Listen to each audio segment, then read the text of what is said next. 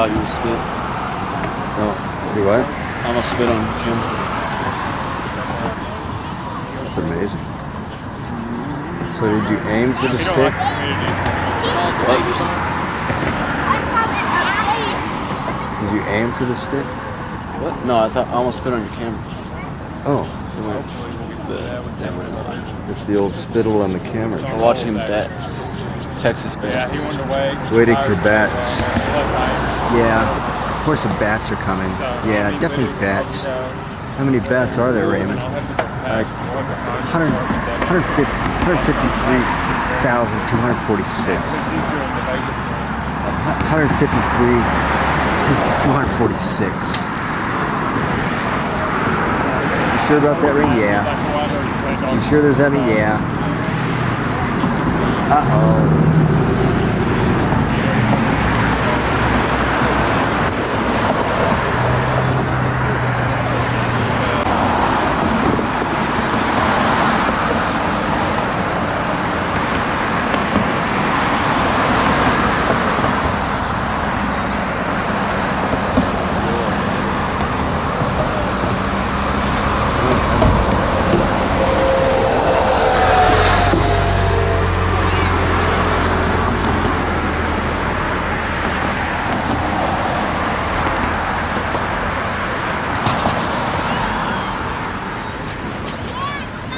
All these people just lined up.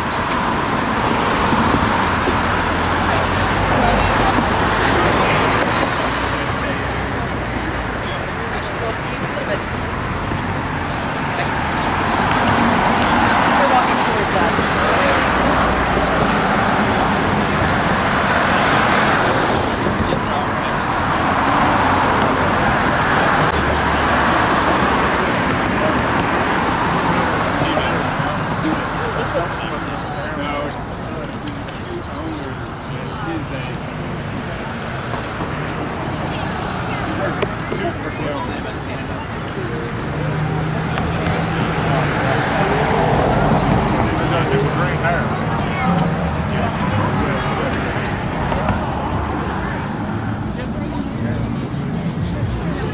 California. Turn that music down. I can't hear the words. This is Austin. It's a conservative town. So anyway, that's Bat. Bat. bat alert. It's a bat. He's the scout bat.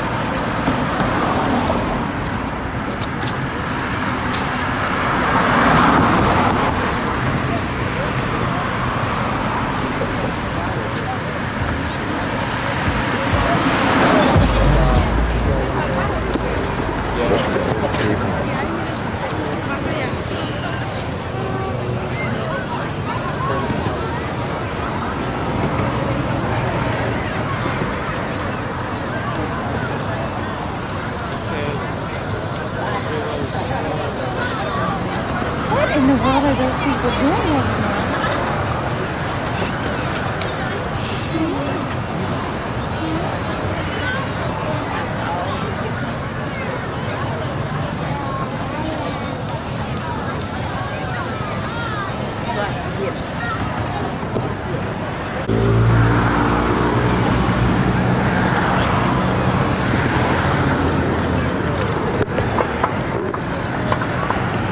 It's fun mingling with these laid-back country folk.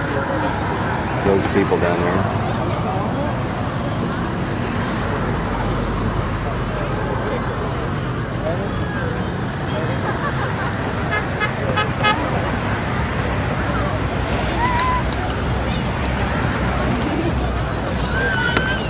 bro. Man, I want an ice cream.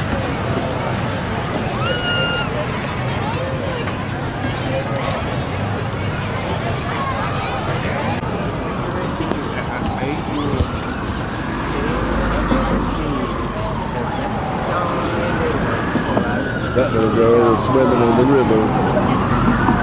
She likes to swim.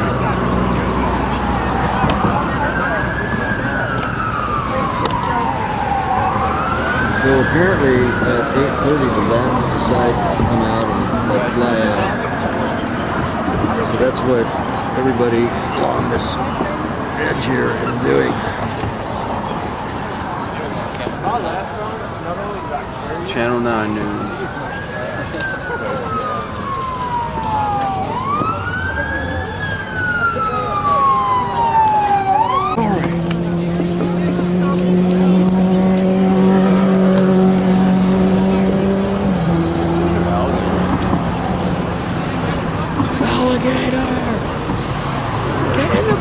Alligators!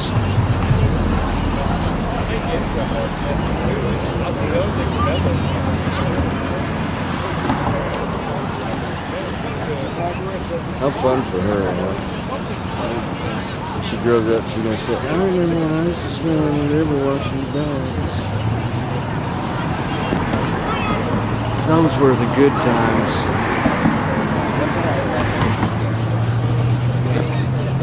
Well, apparently the bats are on strike tonight. They must have not gotten their union contract together. Their alarm clock probably didn't go off. They're probably oversleeping. Crazy. They probably all got drunk last night and they're just sleeping it off.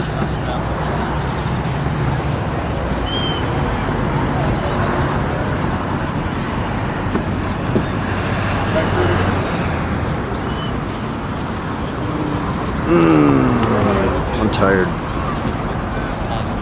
We are on day Wednesday, Thursday, Friday, Saturday, day 4 of our United States North American tour. Thank you. Oh, thank you. Sweet. Oh, You too. I just got a bat. I just got a bat pin from Batman. So I don't know what I'm going to do with those pins, but I'm deaf. I'll give them to somebody Oh, I else. didn't read that. What's it say? The Lord loves bats. Do you want to give me a couple bucks? I mean, Give him some money. It's been like 5.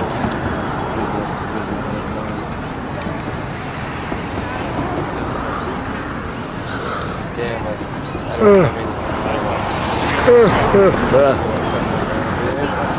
you wanna? Do you want one? He didn't see me.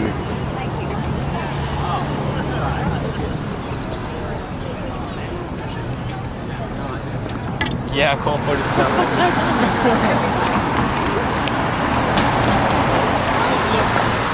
Daddy, do you have $5?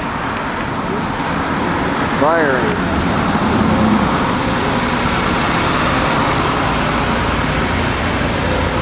Car zipping by at thousands of miles an hour.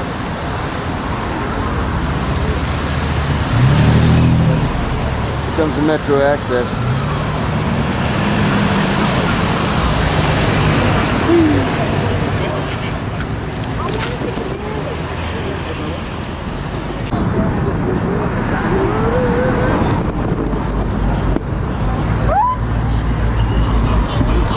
The bats are calling the lightning. Hey guys, turn around, let's get a picture. Oops. Isaiah, look at me. You want me to take that for you so you can get all of them in? Oh, sure. Thank you. Thanks so much, man.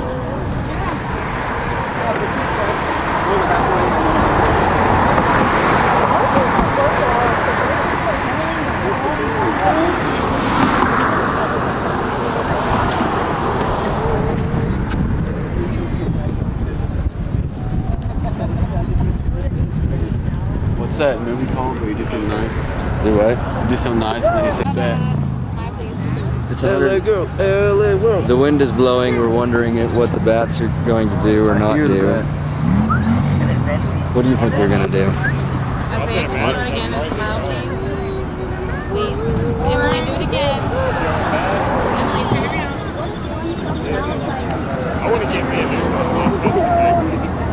This is a river view of Stephen and Dad. That's what the bats are gonna see. This is how the bats see us right here.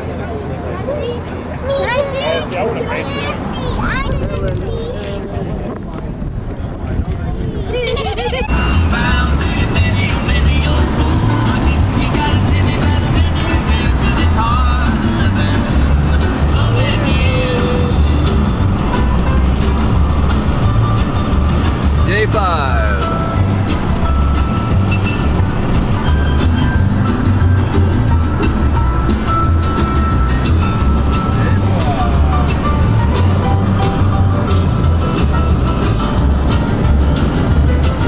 Heading out of Texas down to Houston and New Orleans. Woo-hoo!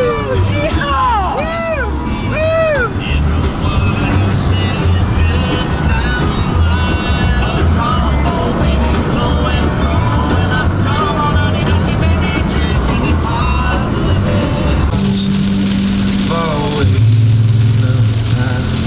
Yeah. I'm standing outside in the pouring rain. Well, we're getting a free car wash. Every half an hour, them trains coming rolling back again. We're about 77 miles or so out of Houston. And it's been storming a lot down here, so it's raining pretty good, so hey, I'll take the free car wash any old day.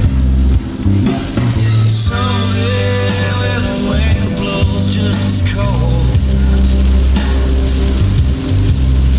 I think Disappears from the sky.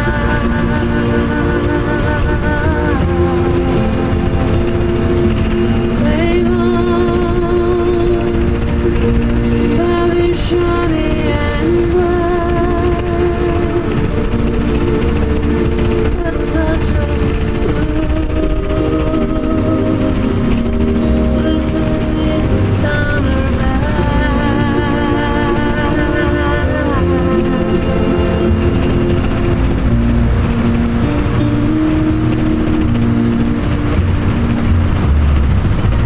We don't talk about heaven or talk about we come to depend on another so damn well. So go to confession. Whatever gets you through. So this is a potential tornado. If it is, we're gonna film it. But maybe not. That'd be awesome though.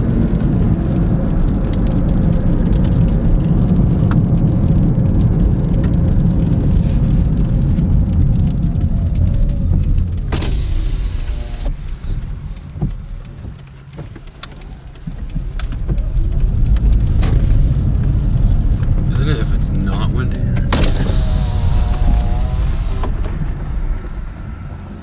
It's not windy at all.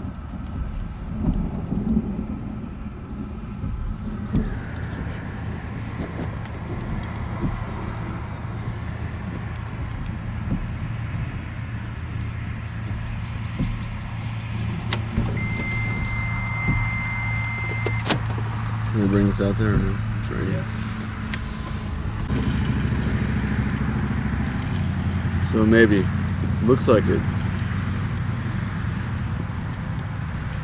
And it's not windy at all, which I think means tornado.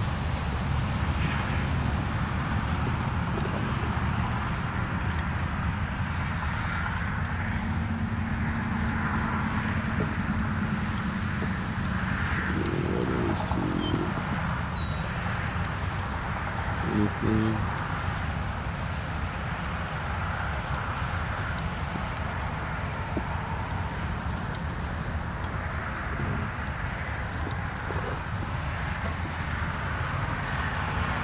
Just in Texas still.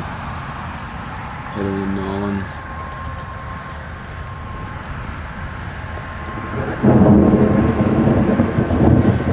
Some lightning, some thunder. Car lightning. So we don't know if this is a tornado forming or not, but it sure looks ominous enough.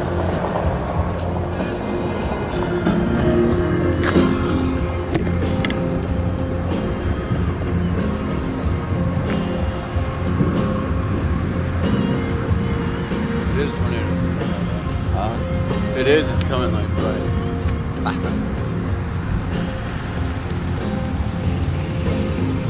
It's maybe a tornado, maybe not. We're just city folk.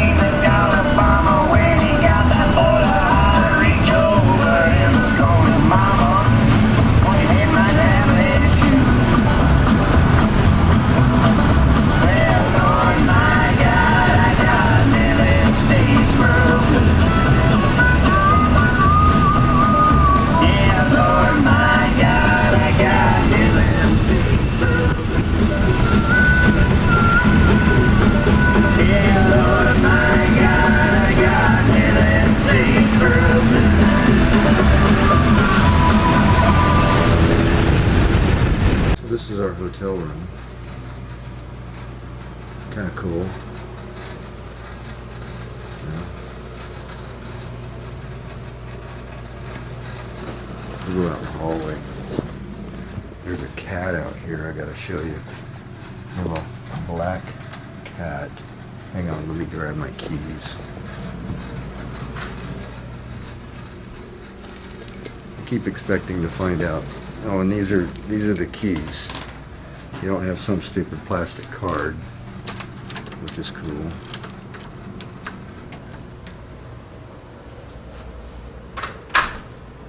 As you can see, there's a cat in the hotel. We'll see him in a minute. But this is like the waiting room. Those are the ceilings. You can go down the hallway here. This is the breakfast area for the morning time. And this is the little kitty cat right there. This is the little kitty. And he hangs out in front of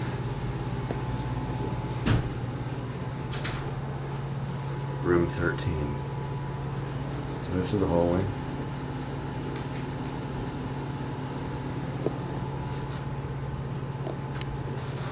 This is Stephen. Yeah, that's weird. So let's go up to the balcony. Oh, it's that way. So we're gonna take a trip up to the balcony here. So you go up these stairs.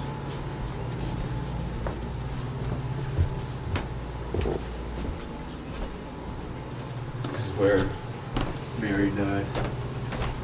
Murdered. Yeah. You have couches here. You can see the stairway goes up there. But we're gonna go out to the balcony. These are little tables. Nice tables.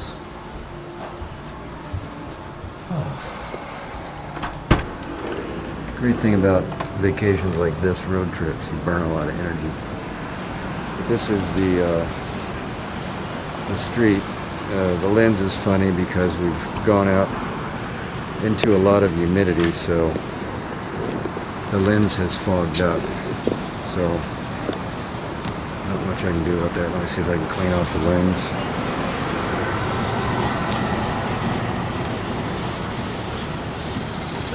Yeah.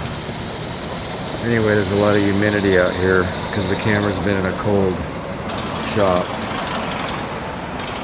And we're at 1509 Charleston. And my car's parked over there.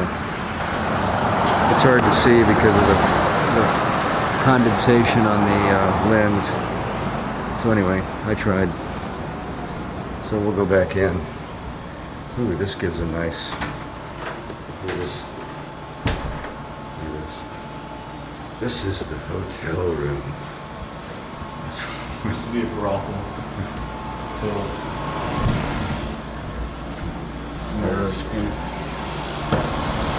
Here, I'm putting the thing in front of my finger. Clear it up. So anyway. I'll have to wait till the morning to film the outside of the place because every time I go outside, the lens fogs up because it's so humid down here.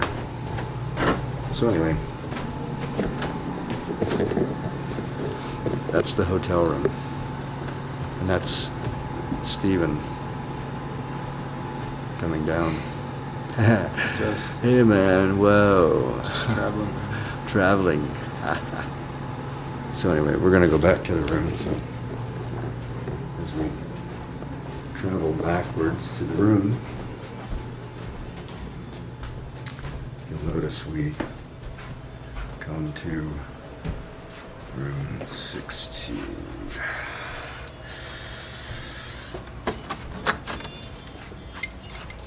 Stephen's gonna put the keys in the door. And as we go in, the ghosts flee. And that's it. This is the pad. Not bad. Not bad at all.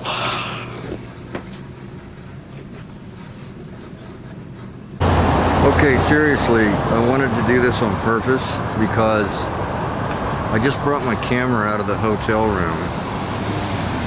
And, you know, it's air conditioned in the hotel room. So I get out here to take pictures, and immediately the lens gets water on it from the condensation between the differences between the temperature and the humidity down here. So don't adjust your dials because this is actually what's going on. As soon as the camera obviously adjusts to the temperature, all that'll go away. But in the meantime, it's going to be awful foggy on the streets of New Orleans. All the windows down here on all the buildings have condensation on them as the sun's coming up and starting to heat the day. It's just kind of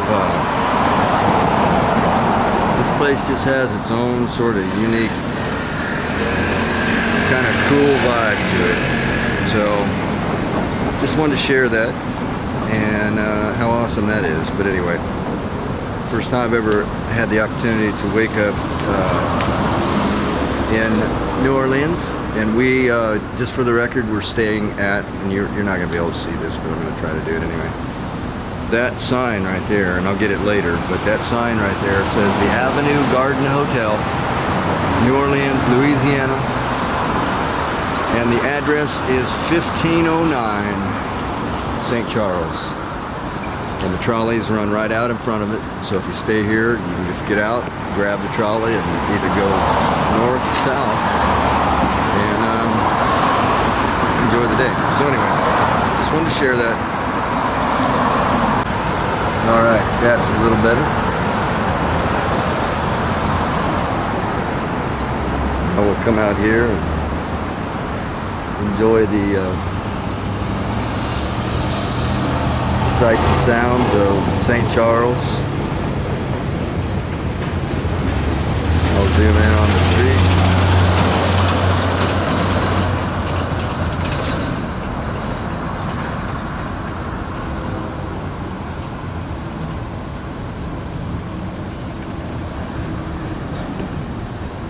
This is the hotel that we stayed at.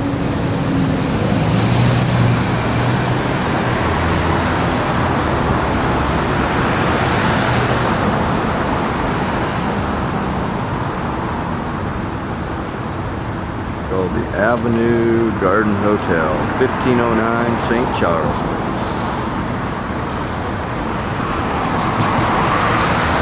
Kind of see this. Cool it is. You just go knock on that door and someone will answer and they'll rent you a room for about $100 a night on a Sunday. I'm sure it's more during the week when there's more people roaming around here, but man, I'll tell you, it's really cool.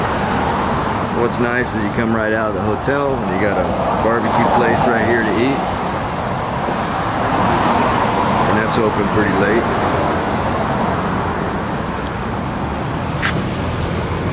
And you can see that Uncle Lionel Bastide.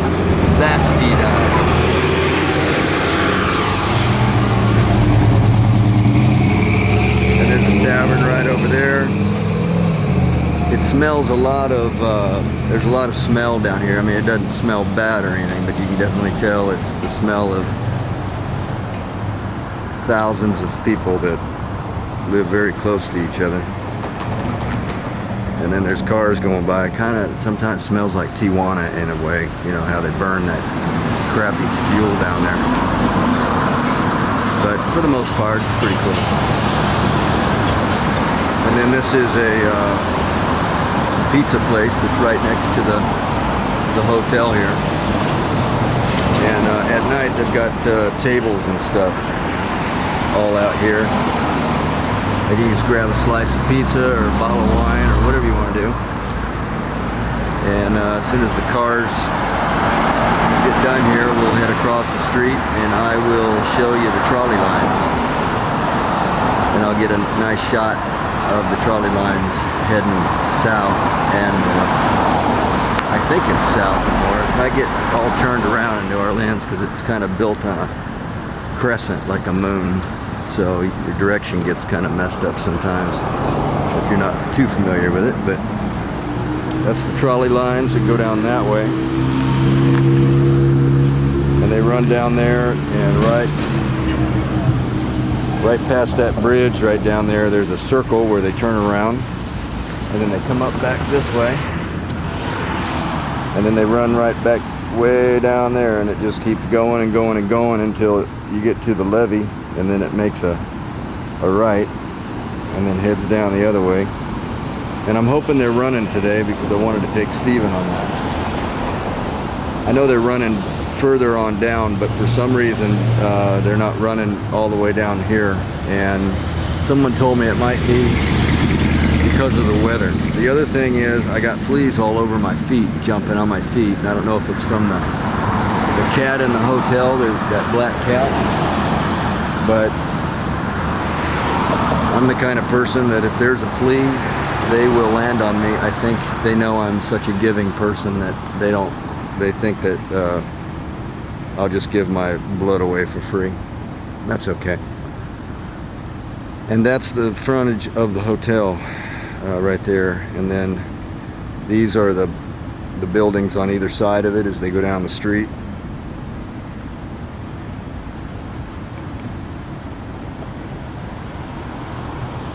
What I really like about New Orleans is, you know, everything's compact, and so a lot of times the buildings have 3 stories on them. So you'll see a balcony 3 stories up, and you'll think, my goodness, that's a long ways up to be sitting on a balcony. But you know what? It's part of the flavor down here.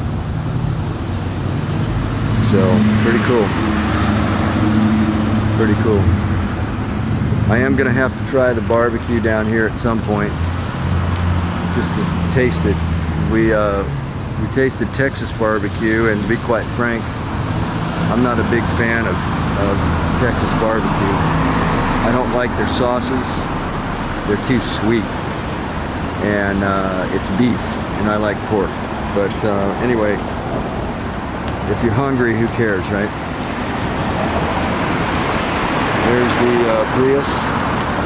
I've been averaging about 49 miles a gallon on that puppy, which is exactly why I bought it. So it's been pretty good. So I'll sign off here. We'll get back over the street there. I'm reading a book called Letting Go of Your Bananas that Denise Caesar gave me. My boss. Not really. But anyway, I'll sign off now so I can get across the street. You can see the cars are coming, so I need to hustle here.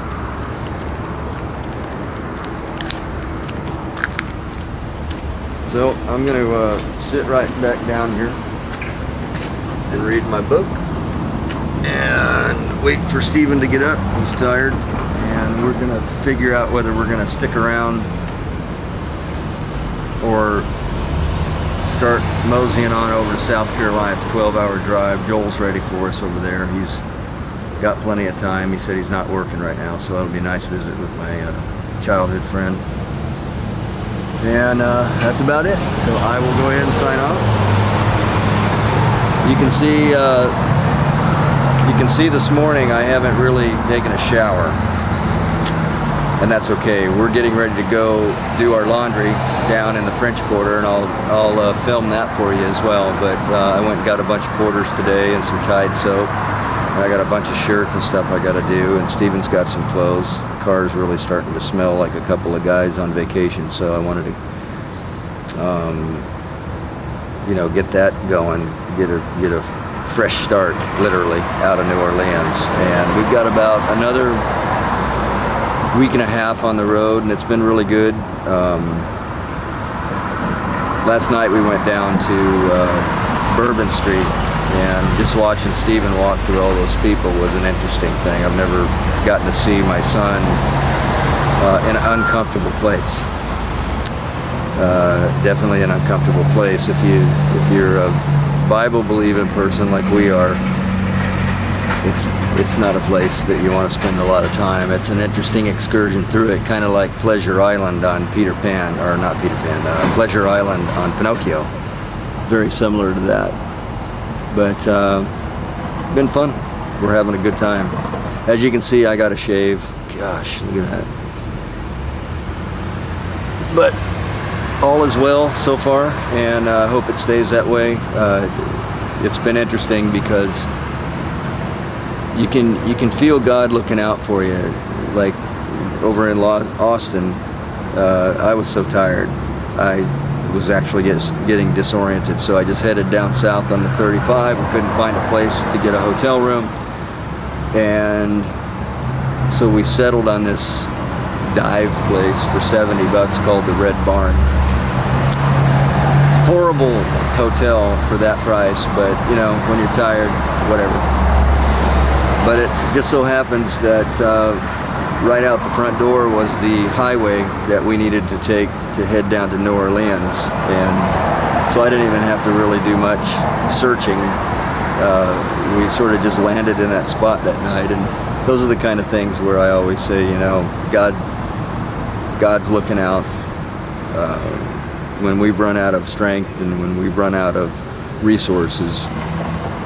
He never does. And so anyway, it's been really good. So I'll go ahead and sign off here. You know how much I like to talk. I probably just talk to myself all day on this camera. But anyway, c'est la vie.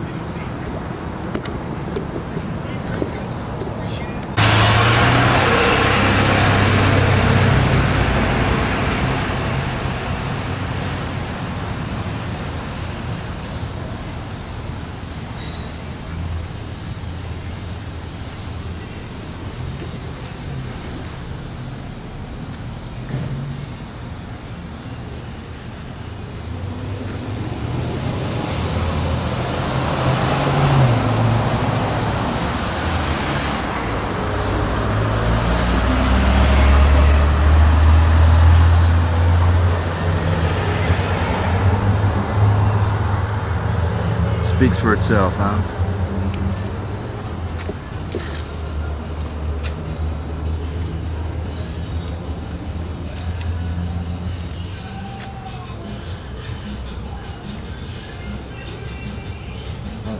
Huh? What? Oh, not I filming. thought you were recording. I'm not But since filming. you're not.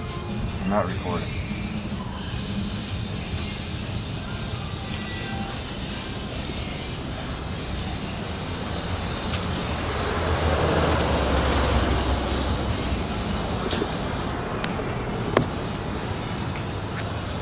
I'm having to wear a dark shirt, and the heat index is like gonna be 100, 111, because we're doing laundry. Until the laundry's done, it's gonna be really super hot. So anyway, I better put my glasses on. So anyway, right down there where that walking. That's where we played when we came down here to New Orleans. This is the street we were at. Esplanade, or however you say it. I don't know. Confused with all these French words down here. But we're gonna go in and I'm gonna show you where we're doing our laundry. Try to look cool, don't we? So here we go. This is inside Checkpoint Charlie.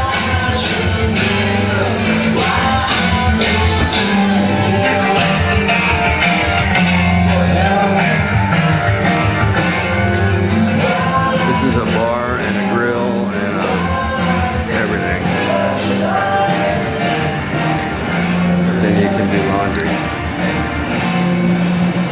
So Stephen and I are doing laundry inside this place. This is the washing machine, and then behind us we've got a whole row of dryers, top and bottom. Wonderful. I assume that's the soap, but it doesn't look like it's working too well. Probably angry people. So here we go. That's the sign that says Checkpoint Charlie.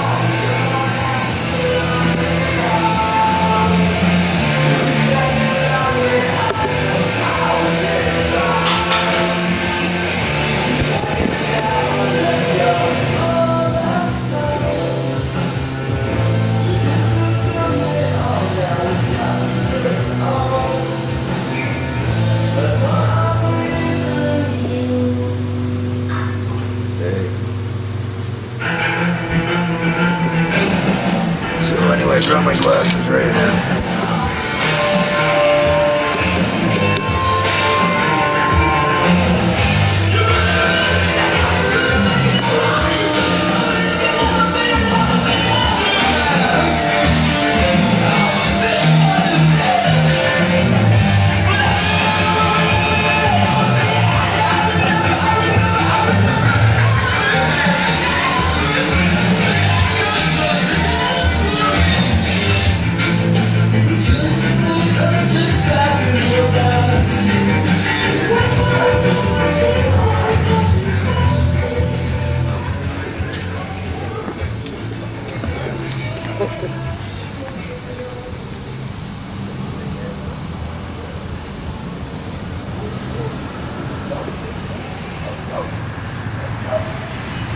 Guy's running along the truck. I have no idea what this guy's doing down there.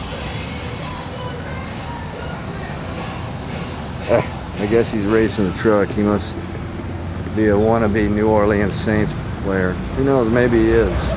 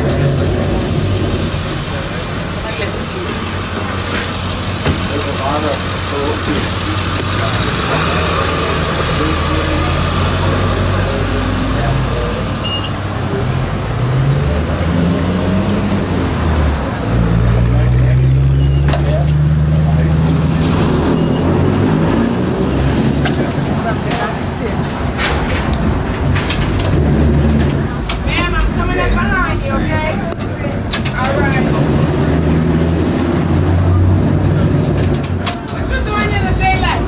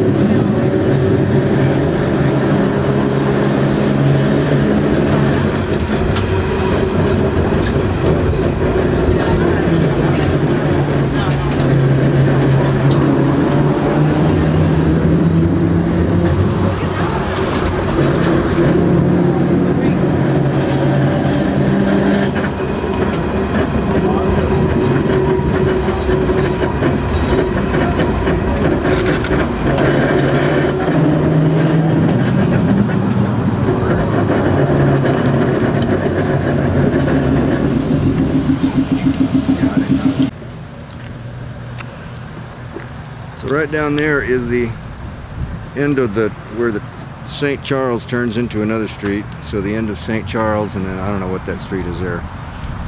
But we jumped off the trolley there, and then we walked right over there by that van, and then across the railroad tracks, and then down here and up this path. And you can see our feet right here. And then on the other side of this is the Mississippi. So we are standing on top of the levee. And of course, it goes both ways there. And this is what protects New Orleans from flooding, except on big, massive hurricanes. And all this area flooded. And one of the few places open was a little bar down the street over that way, next to the Jacques Mo restaurant that we tried to go to today, but was closed, and so we went to the Squeal barbecue house. So we're just up here getting ready to catch the trolley back to the car, and then we're gonna head over to Gulfport, Mississippi, and see Papa D, have a glass of tea. And then we're going to start heading up to Charlotte, South Carolina. And that's a 12-hour drive, and I don't think Steven or I are actually looking forward to it. So this is New Orleans. We've had a good time down here.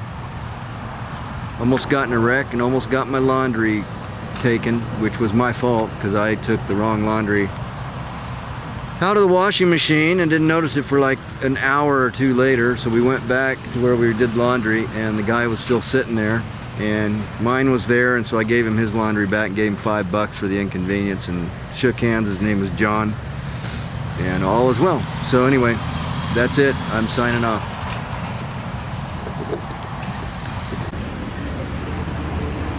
I see that trolley coming down these tracks. I know, baby, I'm a coming back. Soon as he gets here, gonna take a seat. I'm gonna rest these big old hairy feet. Yeah, yeah, yeah, oh yeah. Baby, baby, I love you. Won't you see it through? Soon as the sun goes down tonight, I'm gonna look for me a great old fight. Yeah, oh yeah, yeah, yeah, yeah, yeah, yeah, yeah,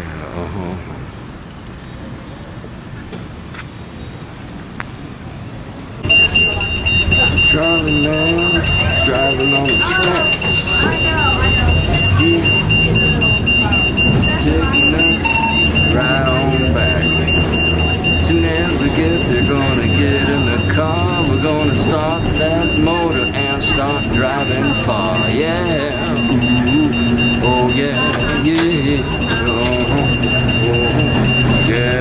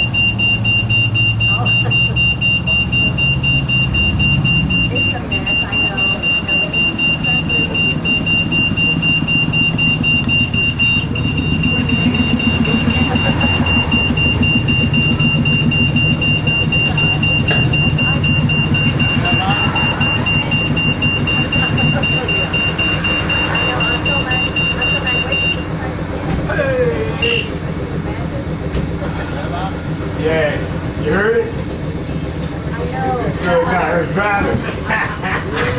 Way to go!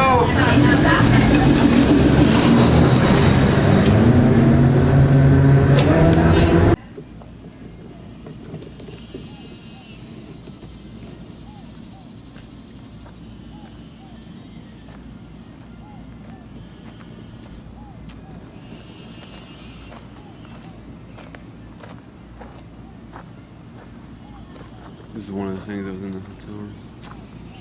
One of those pamphlets. Yeah.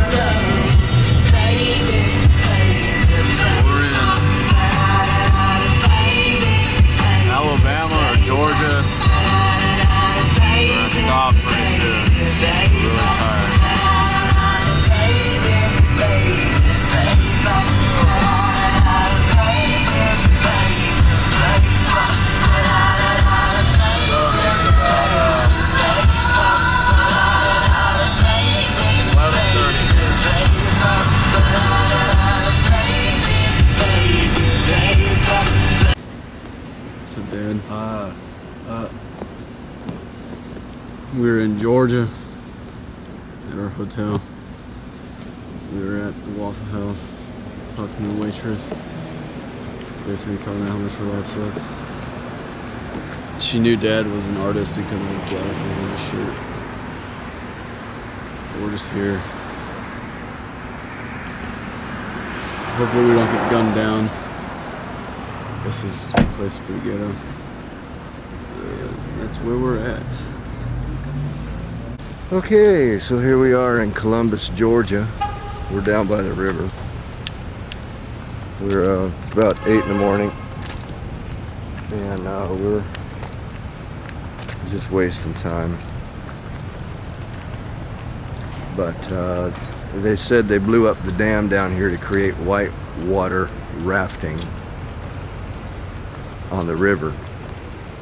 So we're gonna go down and see just exactly what in the world they're talking about. I think they blew the river up, or blew the dam up to create that. I may have just said that, I don't know.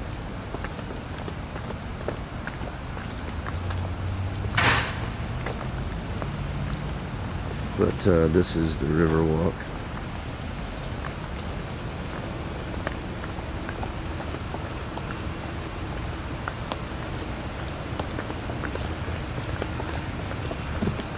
It's like Mass Park River.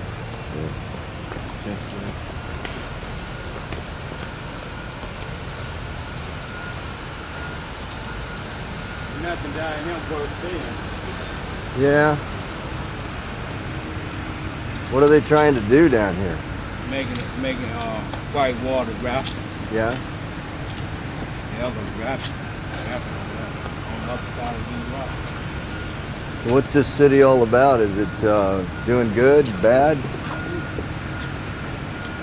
Y'all kind of fucked up, but I guess you got quite a few things to do. Got a lot of pubs downtown. Yeah. Then you got they got their own football team, ice hockey.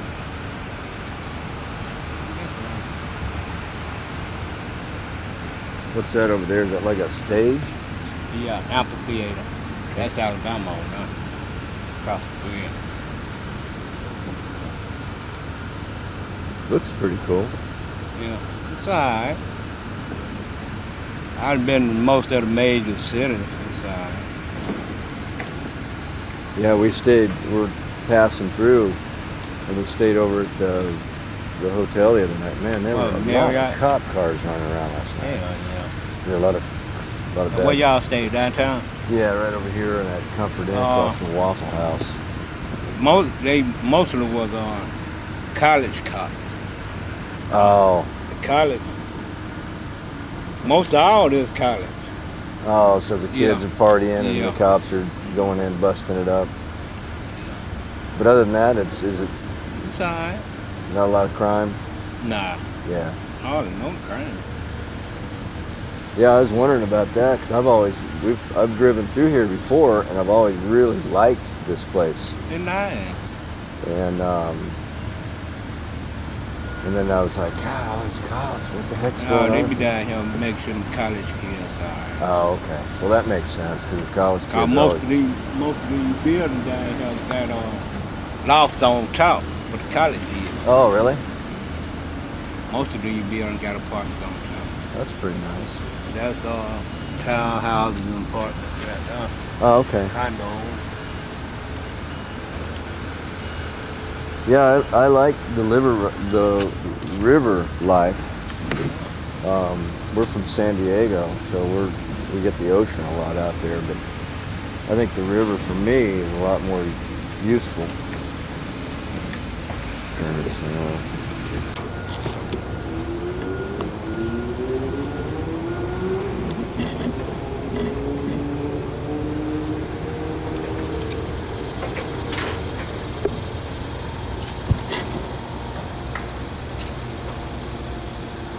Well, it would definitely be nice to have more time. This is Columbus, Georgia, and for some reason I've always liked this place. And of course, I've only been here once, but I like rivers. That guy walking down there, his name's Jerry. I was just talking to him. You probably heard him there. He said this river walk goes like 40 miles that way and 20 miles that way, and so this is probably going to be one of those things I'm going to put on what they call the bucket list, and come back down here and just get a hotel and walk the river. I think it'd be fun. Anyway, signing off.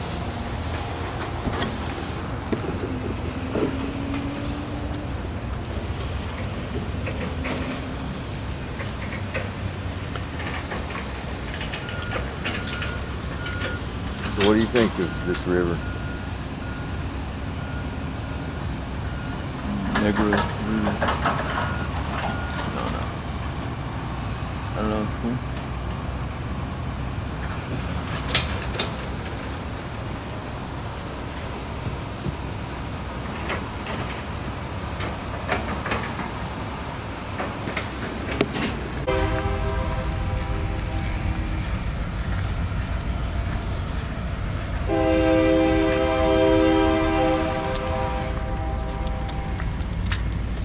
Looks like this is the university right here. Columbus State University is what it says on the building.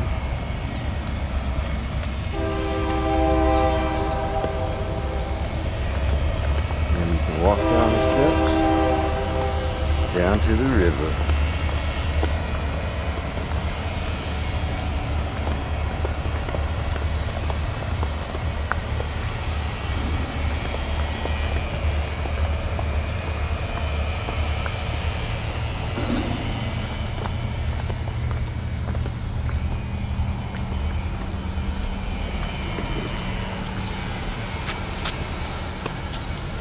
We gotta go down there to the river.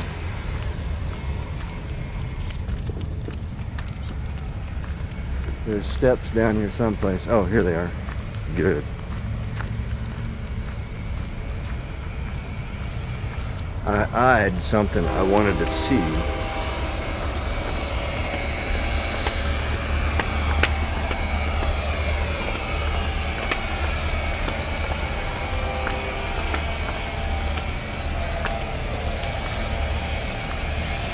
Everybody's just sitting around.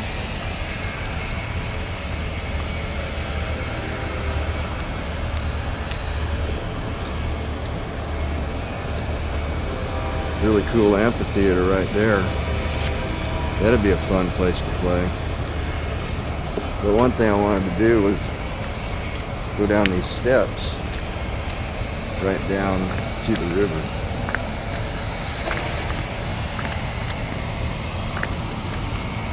These are big steps.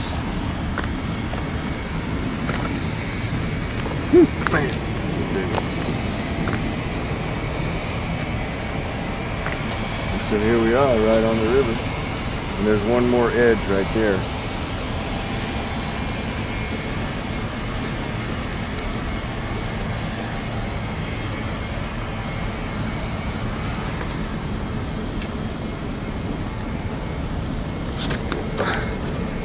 Slipped and fell.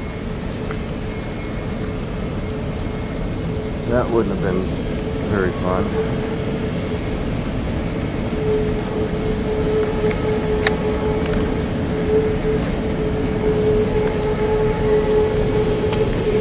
Got a train going over that bridge right there.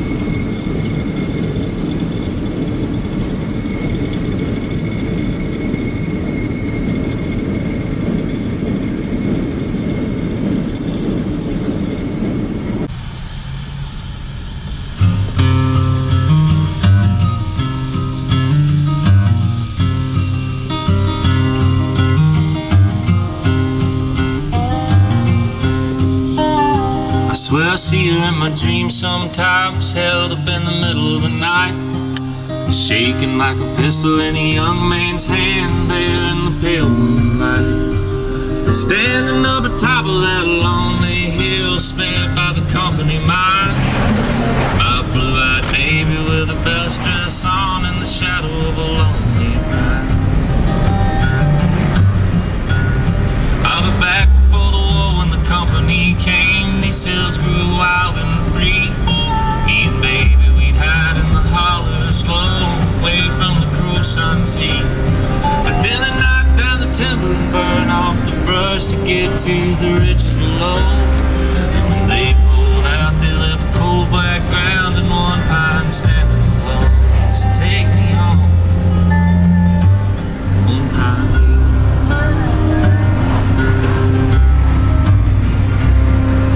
Now I signed up back in '61. I'm an Army of Virginia man. I've been from Manassas to McConaughey, all the way to Sailor's Creek, fighting from that just drive me out of my mind. So I'm bound for South Georgia to find my sugar babe. She gonna do me right.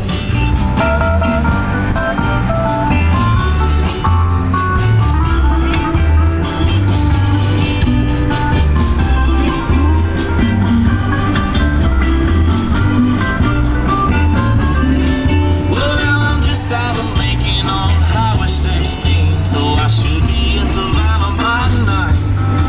Well, then me and my baby will go out on that town. Hell, it should be quite a sight, Lord, because my baby, she's half as crazy as me.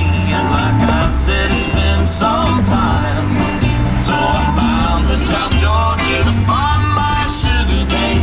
She gonna do me right.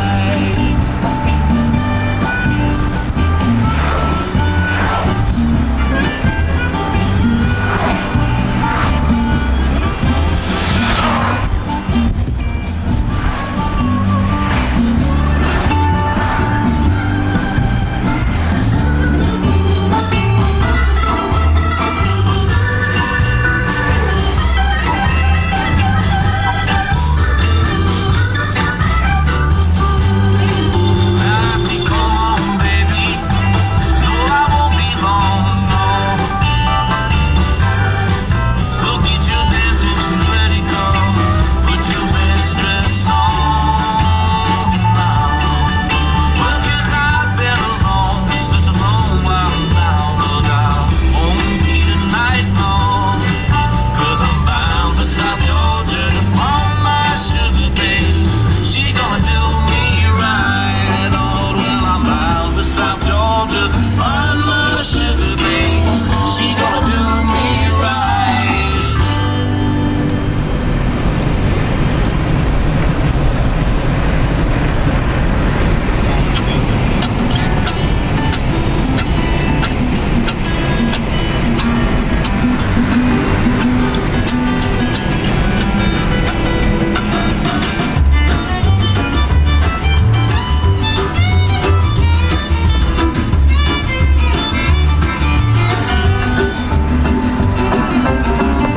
I come home and you can't give me a smile. I don't know, maybe you think that I'm bound to you, baby, or maybe you're cool, but you gotta treat me better than you do, 'cause it's hard living, loving you.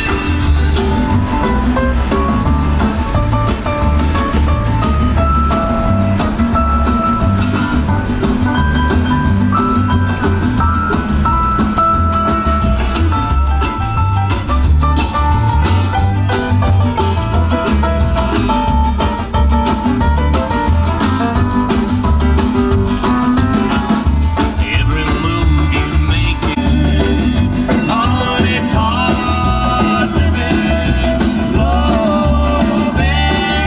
you.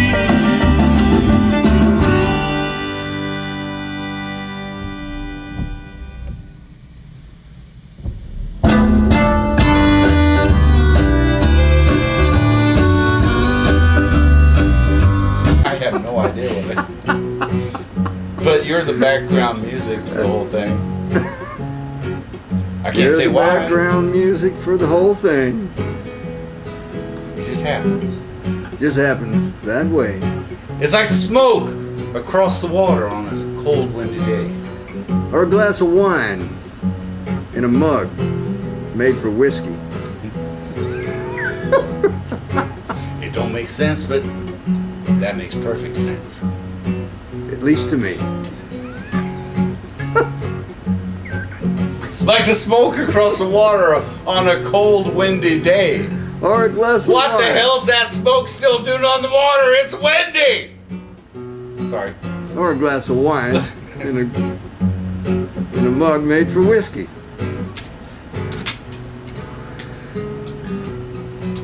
I can't go pee because there ain't no water. Oh, you can pee. I got more water. Because the landlord shut it off.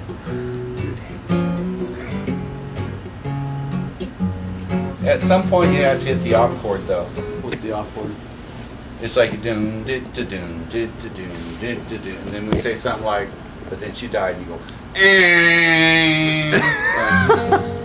Yeah, it's No, it sounds too heavy. it's just like play a G but slide it up one fret or Yeah. down one fret. There you Yeah, go. There you go. Perfect. That's the off chord. That's actually a Melanie Jolian signature move there. Well, I didn't know what she was doing, but when she took out her teeth, she smiled. Right there? Not yet. Okay. Well, a lot of people say, now why is a toothless woman smile? Well, you gotta know one day love one. I always liked her because she wouldn't chip the cup because there was no teeth to mess up the porcelain. But then she died.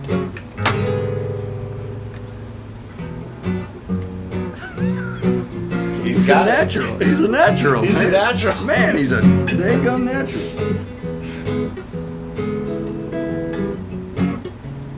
Of course, we did it. And she's dead, dead, dead, dead, dead, dead, dead.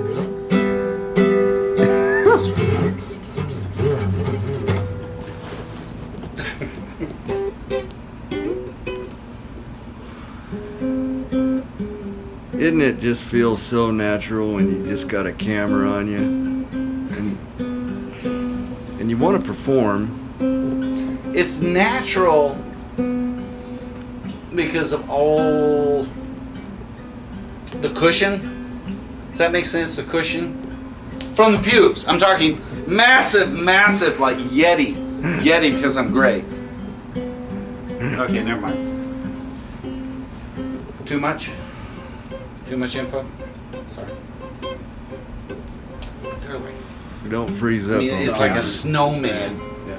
White, fluffy snowman. It's you'll see this in the Navy. In the Navy. Is this like your Dennis Hopper? No, it's the.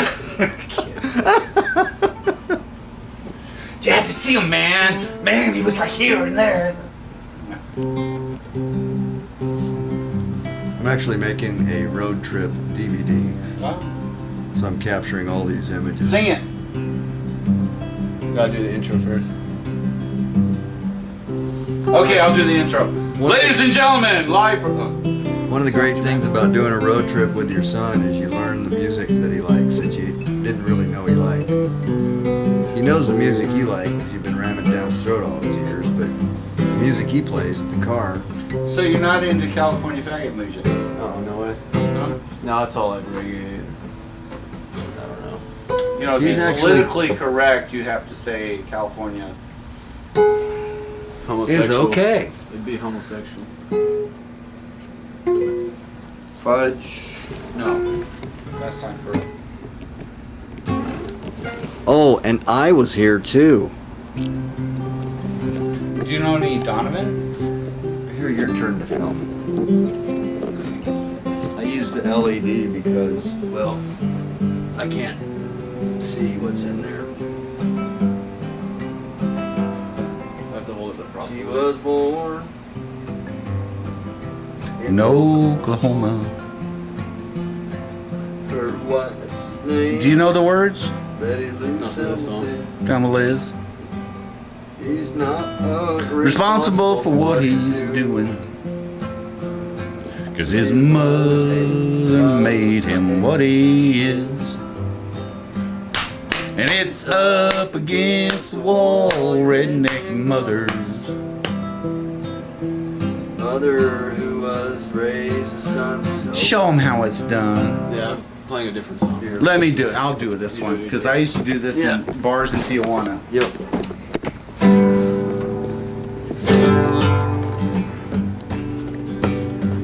You gotta sing along though.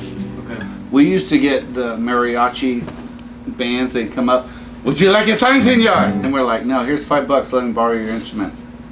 And then, being ugly Americans, we would sing this song in Tijuana bars in front of all the locals. Then, but then, I think you were in Sweden at the time, and when Nate would come back, that's when we would trick the waiters.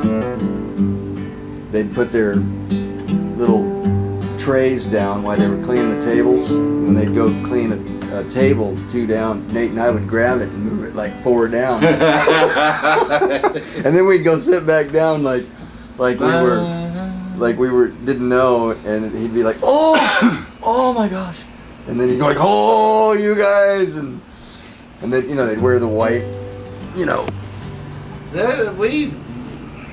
We were young and stupid and happy. survived Tijuana from time to time. Mm-hmm.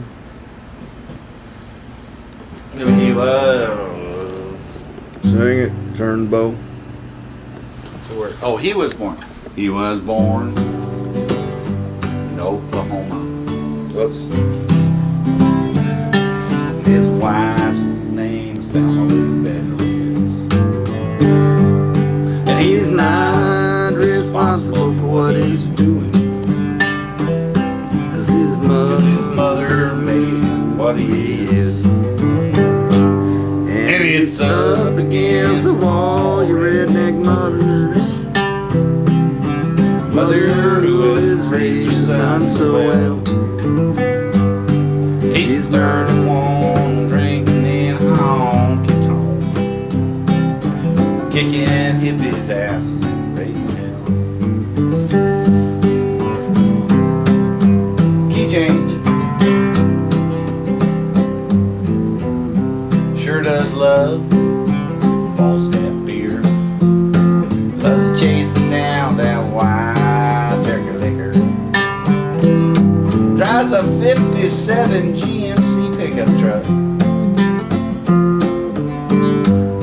Got a gun rack, go over need love to sticker, and it's up. Man, I forgot the words of that song. Redneck mothers.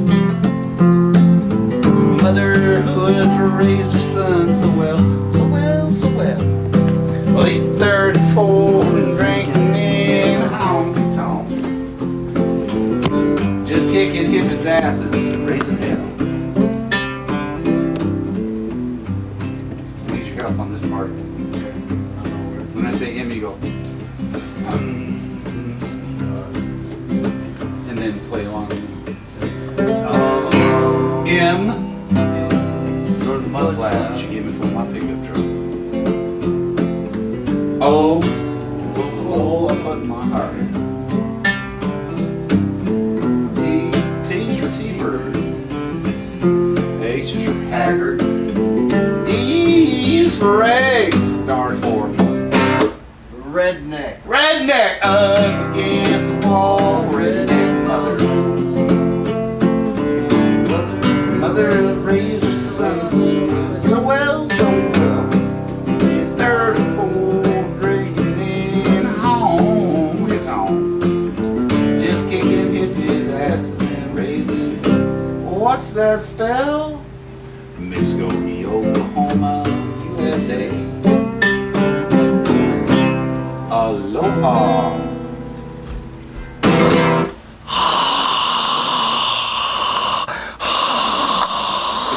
Fogging up the lens, man. Was it? Was it what?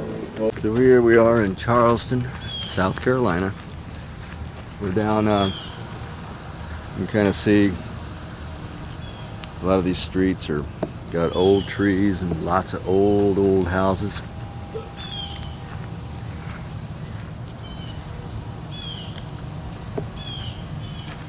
This is at the this is the Atlantic Ocean here.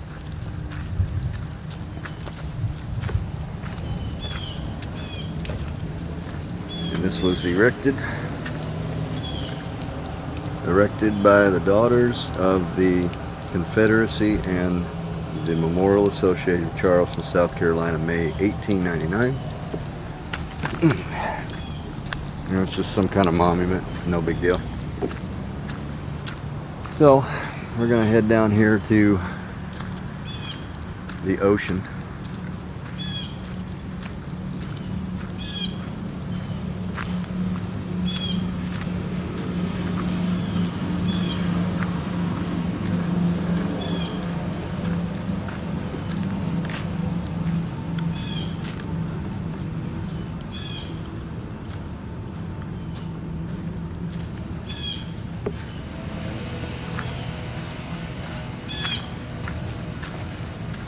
Nice walkways. Just everything's super laid back. Apparently this is, Joel was telling us that this is where the Civil War was started. Is where, not here necessarily, but this is where the first shots were fired that kicked off the bloody war of the Union. Revolution's in the air.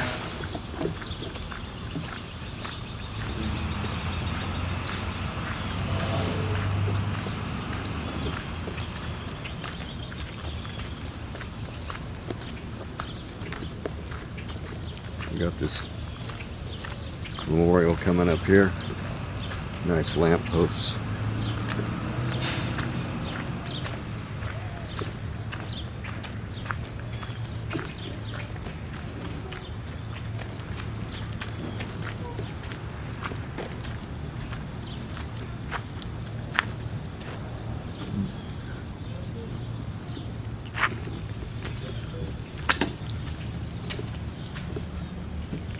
Don't let us fight without a flag. Cerro Jasper.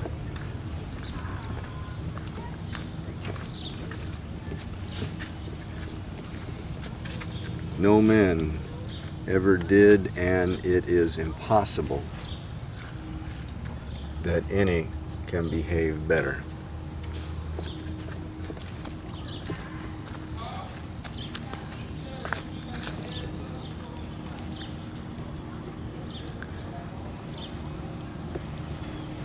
Second South Carolina Regiment Army of the Revolution, organized in June 1775.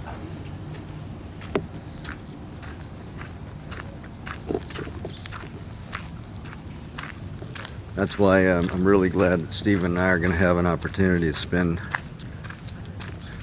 3 or 4 days in Washington, D.C.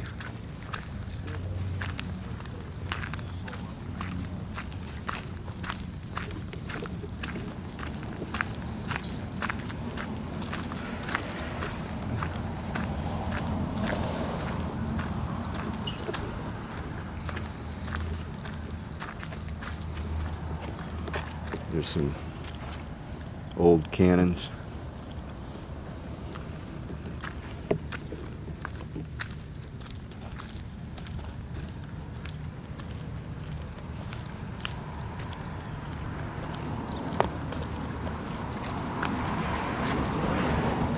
This is a 10-inch smoothbore columbad cannon. The cannon and its mate to the right are often referred to as Confederate Rodmans due to their resemblance to a much better federal weapon developed by T.J. Rodman.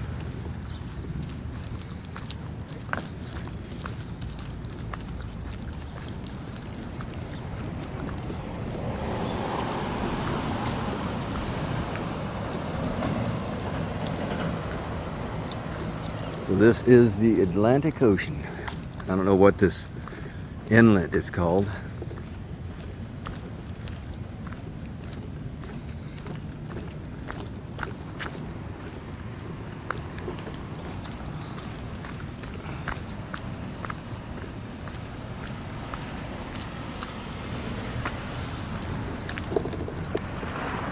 ladies and gentlemen, the Atlantic. Right out there gets out of the bay.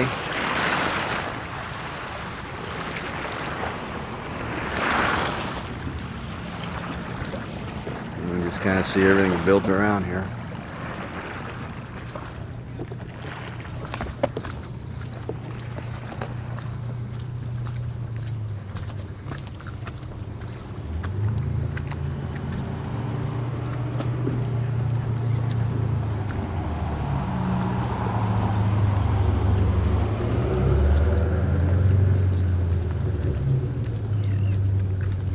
Going over here.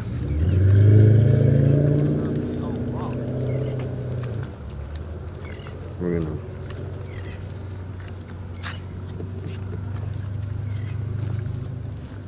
How are you? Fine, how about you? Doing good.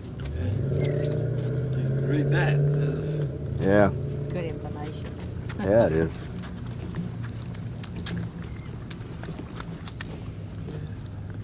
So straight on out there. Yeah, that's Fort Sumner, 1829, longest siege in warfare, 1863 to 1865.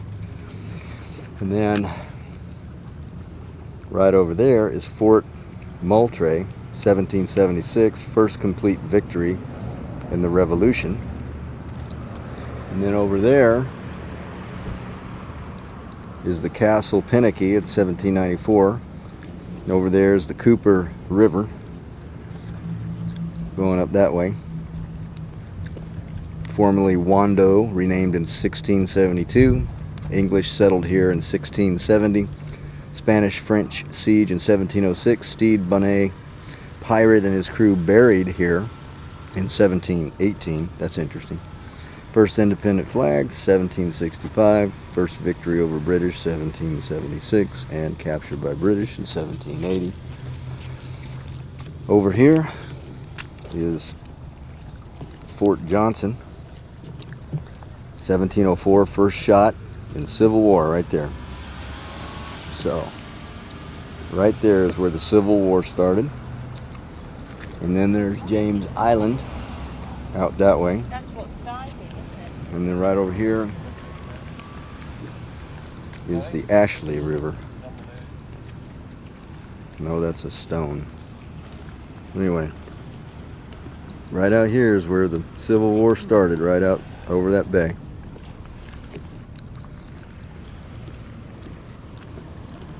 I believe that is the Kitty Hawk, the aircraft carrier,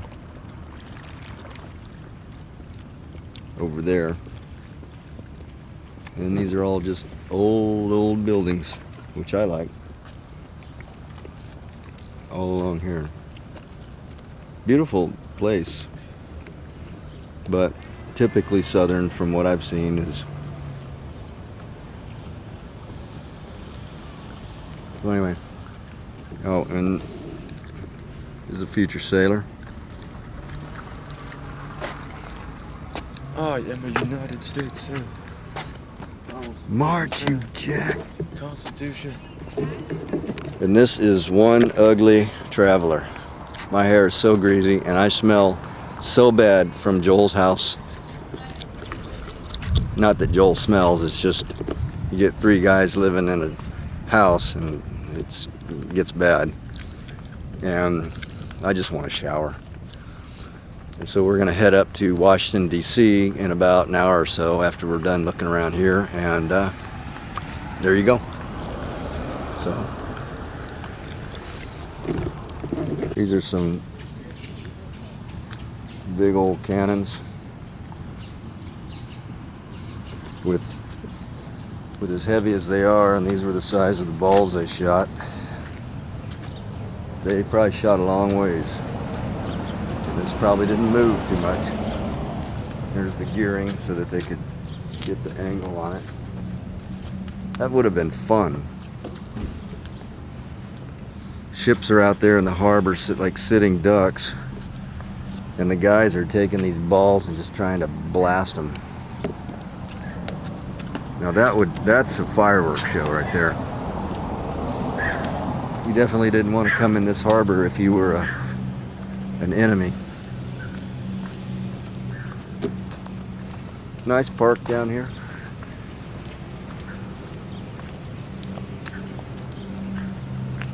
The real reason we're here is we want to find out where The Notebook was filmed, so we're looking for the movie sites. No, it's about the Civil War, because we're men. It is. But I mean, I guess since The Notebook was filmed here, I guess we'll go see it. But it's Civil War, Army War, danger. And it has nothing to do with Rachel McAdams. Really? I mean, she's kind of ugly. Well, she's not ugly.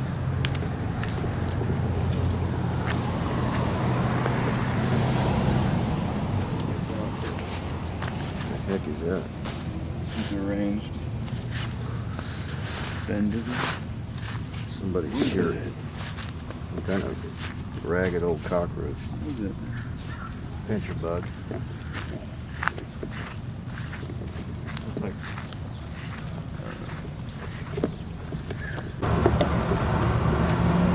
here's a lot of these houses. Older homes that were right on the beach area. I don't know when they were built, but they're pretty cool. Anyway, I think my card's run out.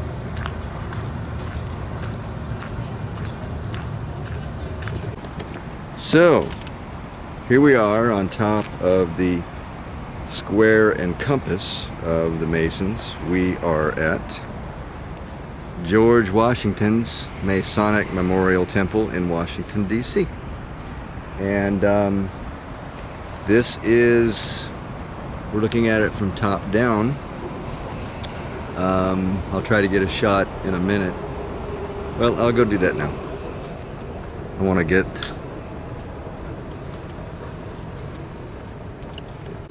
okay, so here we are at a lower level, and you can see the square and compass right there of the Masons, and that building right there is a memorial to Masons. Notice that the base is square, which is how the lodges are.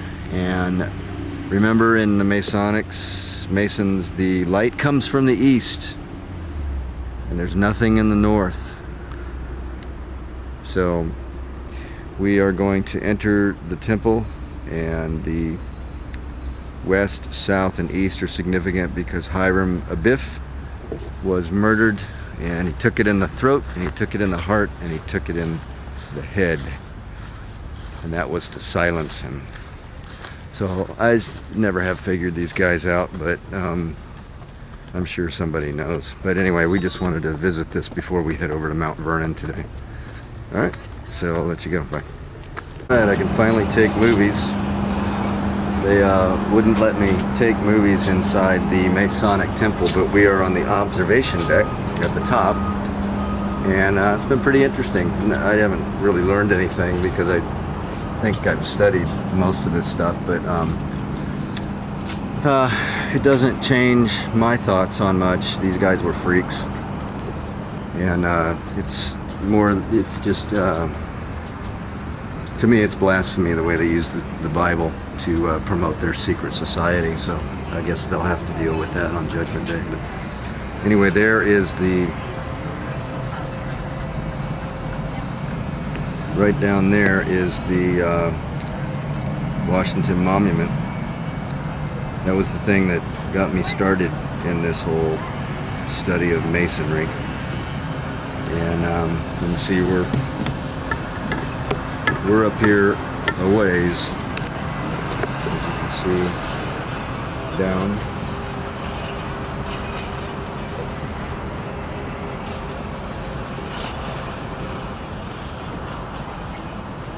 Oh, that's weird. Sorry.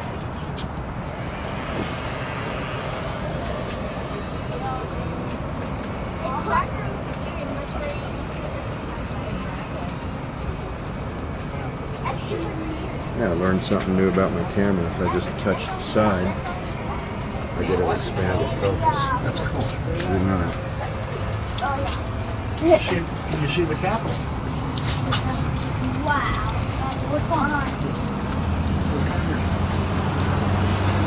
Yeah, I've never known what to think of these guys. I've studied a lot on it, and I don't know. They're really not as, because my sister is a.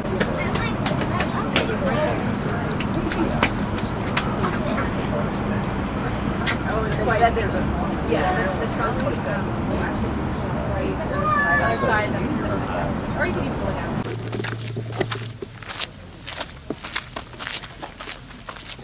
This is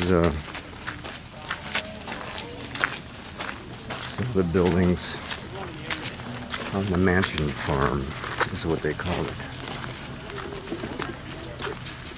Washington had 5 farms,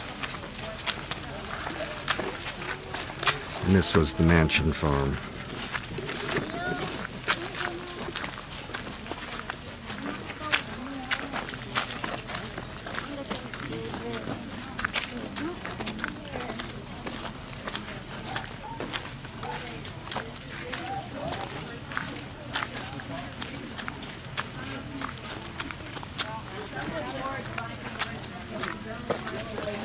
Let's go out there and look out over the river.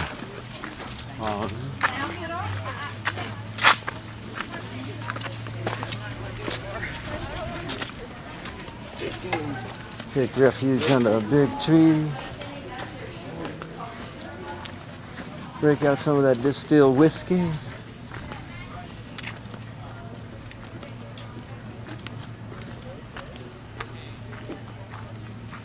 This was approximately what Washington and his family and all his visitors. The lady said they had visitors all the time, 600 and something in a year. Boy, that'd be a pain. Here you feel the breeze better. Come here. Sit here. But this is the house, a beautiful house. I mean, obviously it's old and run down, but I like the way that he laid it out. It's pretty cool. A lot of big rooms and stuff. But this is the front of it. And that's front porch, and then that's what you get to look at. That would have been beautiful. Right now they got a big giant pecan tree. Of course that probably wouldn't have been there in his day. Has all these other trees, but I'll tell you, sure is nice right here because it's all shady. That's real pretty. He said something to the effect that this is probably the best place, house, anywhere. And I gotta say, if I had a yard like this, I'd feel the same way. Pretty good stuff. Pretty good stuff.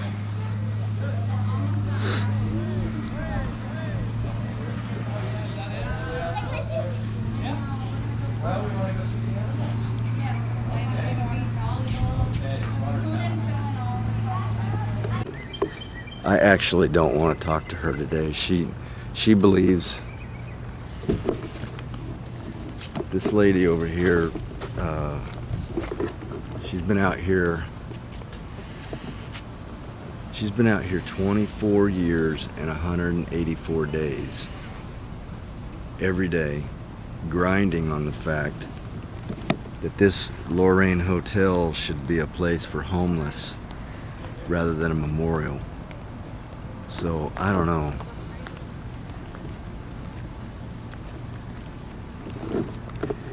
And thus comes the saying, to each his own. But doggone it, why waste your life on stupid stuff like that? That's what I say, you know what I'm saying? Anyway, we're gonna head down to Beale Street and check that out, so see you over there.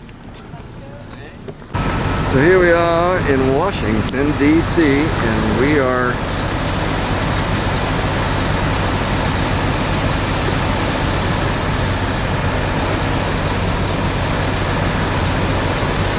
hey, what's going on with my... Well, I'll do it this way. Anyway, here we are in D.C. and it's raining. Sure is raining a lot out here. But there's the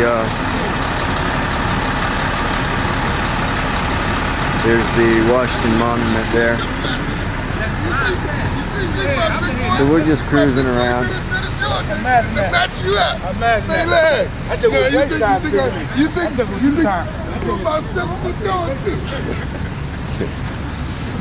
That was hilarious. Those guys are cartoon characters. Alright, so we're just cruising around the streets. See? Steven's cruising around the street in Washington.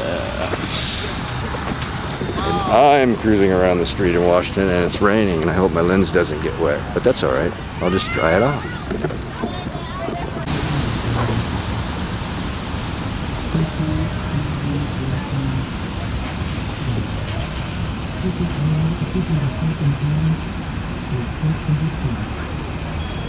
The worship of the sun god.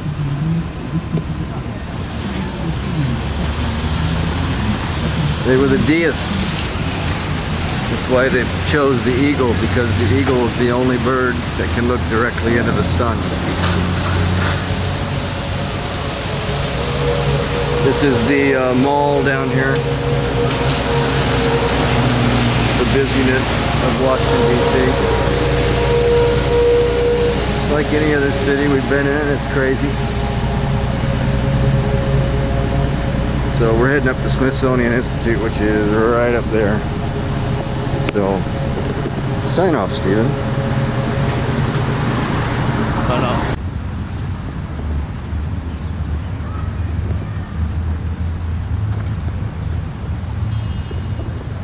Ladies and gentlemen, the Smithsonian Institute, yes.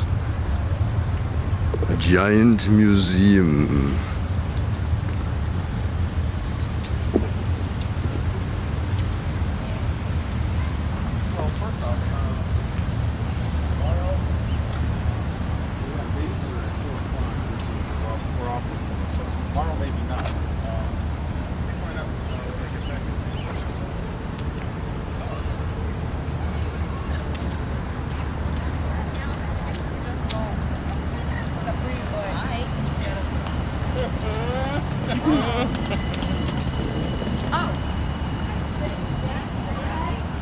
This is the information center. We're going to go inside of it. That's the IRS building right there.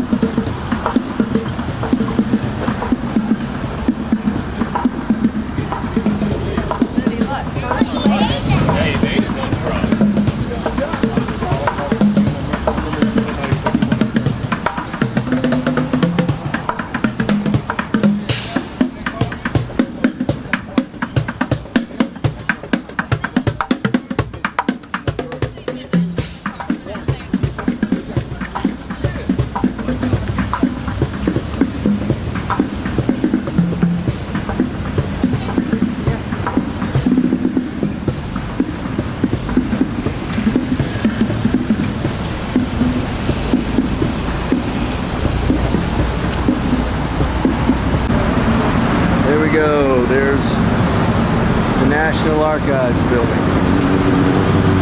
Therein lies the law that rules us. Assuming that the Justice Department does their job. Right there.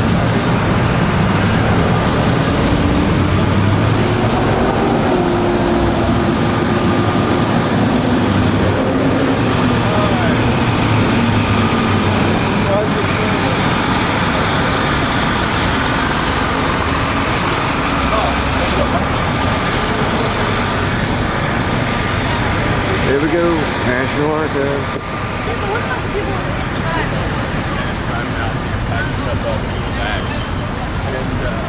We gonna go see the Constitution of the United States of America. Aren't we, Stephen? Those cages in there. We're gonna go see the Constitution of the United States, aren't we? We are. Alright, Stephen, we're gonna go see the Constitution of the United States, aren't we? Aren't we? Aren't we? We're gonna go see the Constitution of the United States.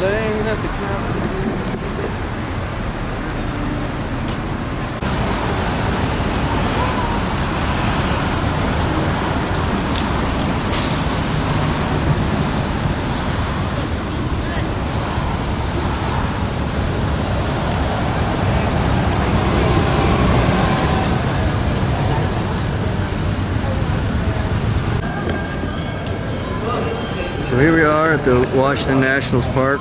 We're getting ready to go in and watch old Strasburg, see if he can pull some magic tonight. Beat the Braves. Sorry, Daryl, but that's just the way it is. If you weren't a preacher, I'd probably, you know, root for Atlanta, but no, just kidding.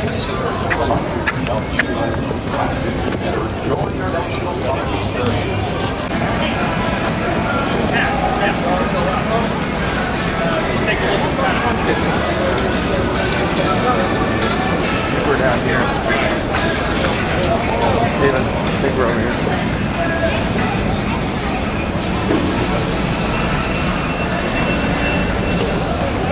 So this is an exciting thing.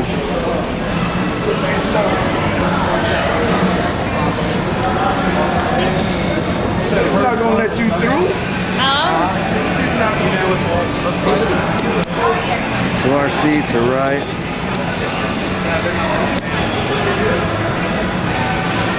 down there.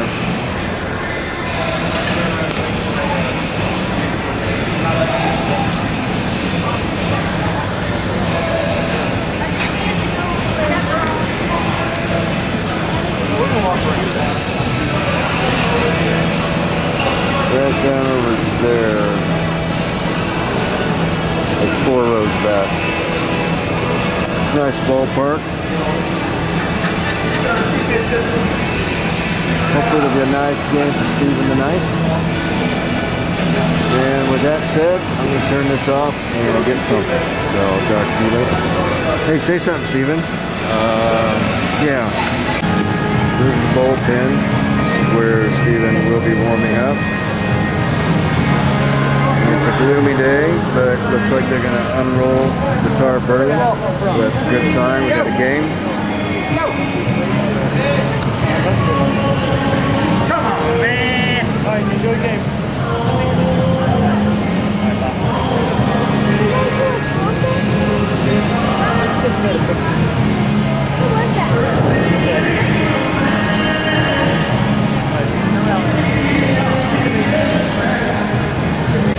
So here we are right down behind the dugout. And the pitching mound is right there, so I will have a great opportunity to just watch this kid again. And it's gonna be fun. You want some money for this litter? No. I just want you to do good in the Navy. Don't like get caught smoking pot or something. Disappoint your father. Dishonor their family name. There was no contest. There was a throw, but there was no contest.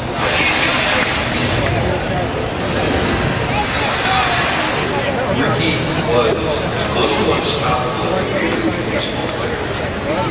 That's pretty cool. I don't think I've ever had a game like this. Paid $180 to sit here. But I think it's worth it. You know, how often do you get to come to a ball game and share in the delight of watching a kid who had on your camera? Anyway, this is the ballpark, so I'll film some more when the game starts. Alright, here we are at the game. The Nationals are winning. It's like 9-4.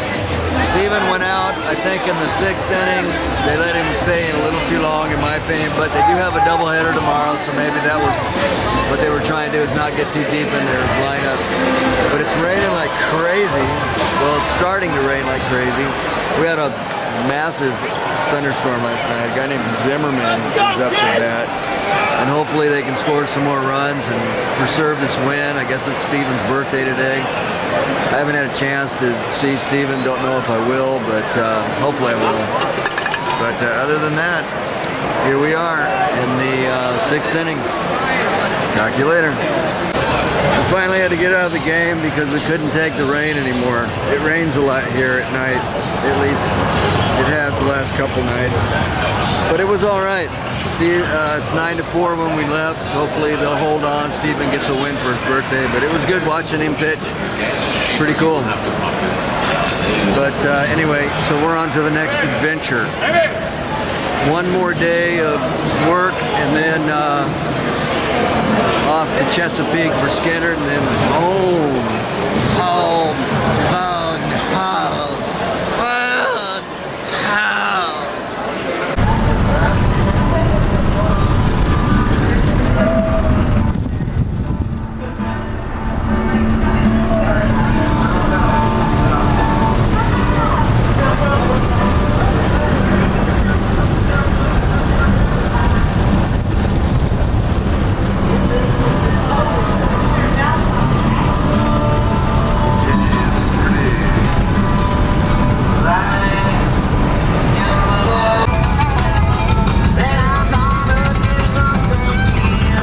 Better driving in the United States than Tennessee. Tennessee.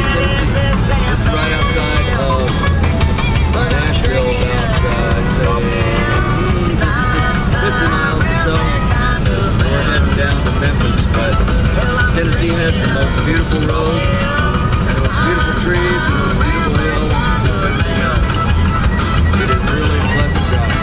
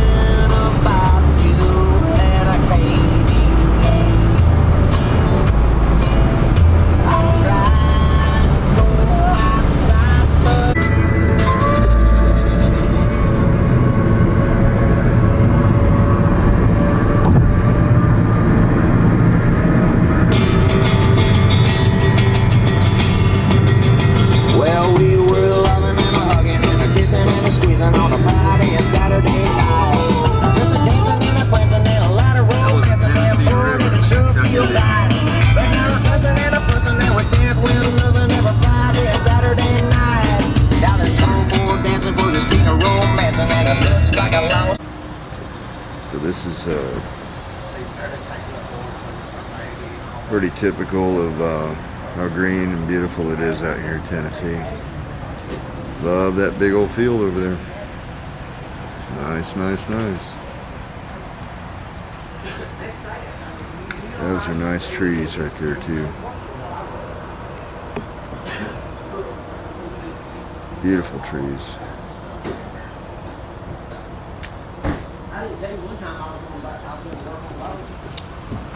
Here we are in Memphis, and we are at the Lorraine Motel.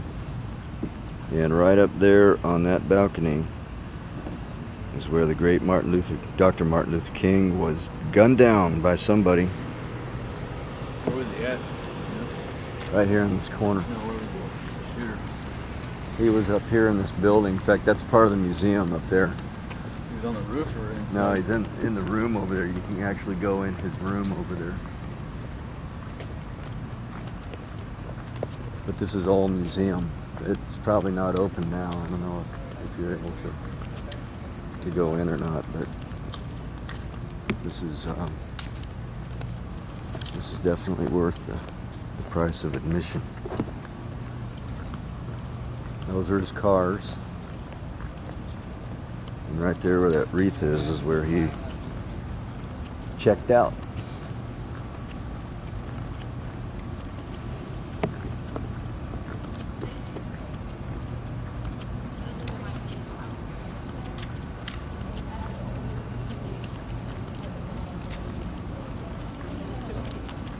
I mean, we're just driving down from New York right now. I just, hey, you know what, it's right here. I looked it up, so I mean,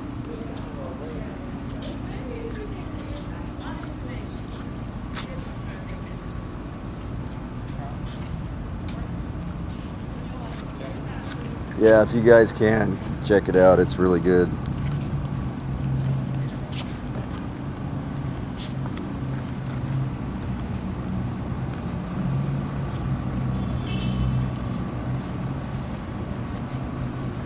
I may not get there with you, but I want you to know that we, as a people, will get to the promised land.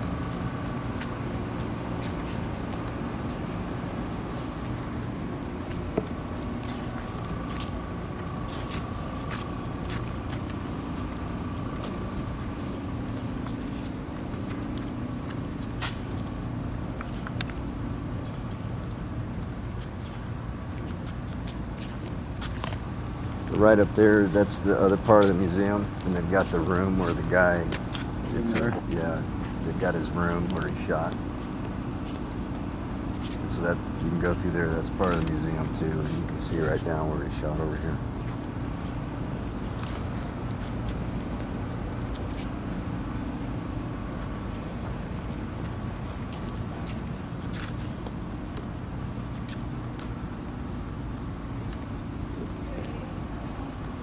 These were his cars.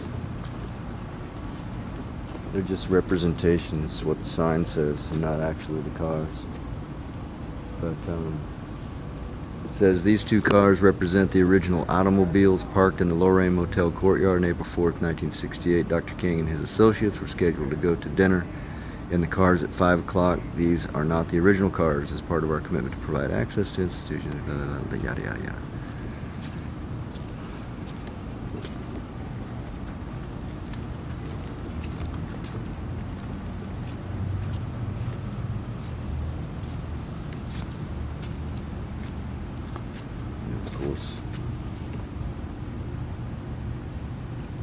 They said one to another, behold.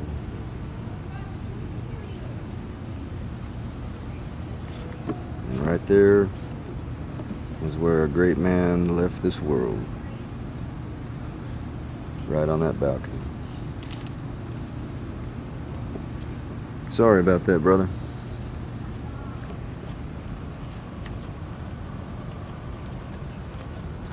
Alright, well, it's Sunday and they're not open till 1. So we're not going to be able to go through this, but Stephen has direct orders from the supreme leader of the Share family that you have to go to this at some point in your life. Okay.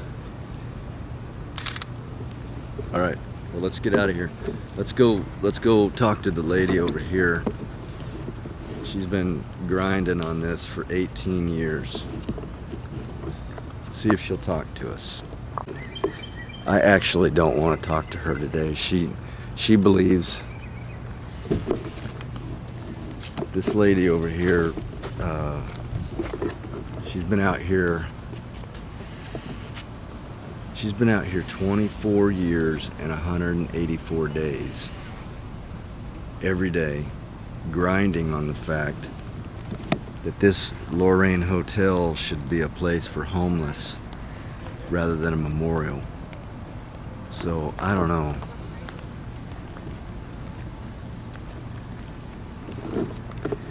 And thus comes the saying, to each his own.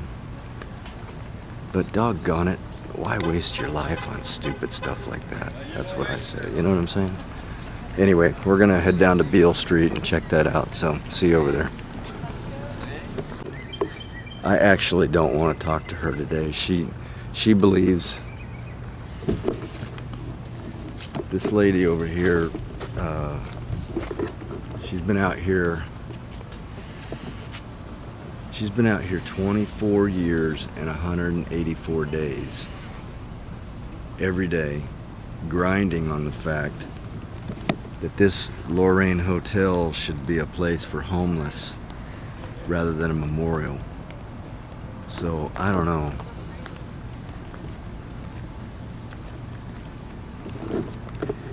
And thus comes the saying, to each his own. But doggone it, why waste your life on stupid stuff like that? That's what I say, you know what I'm saying? Anyway, we're gonna head down to Beale Street and check that out, so see you over there.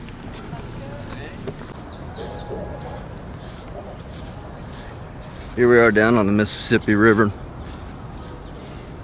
and that is just that is a beautiful picture right there.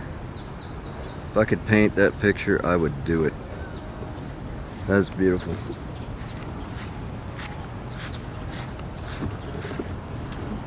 There's Stephen. He just wants to get home. I keep dragging him off to these historic spots.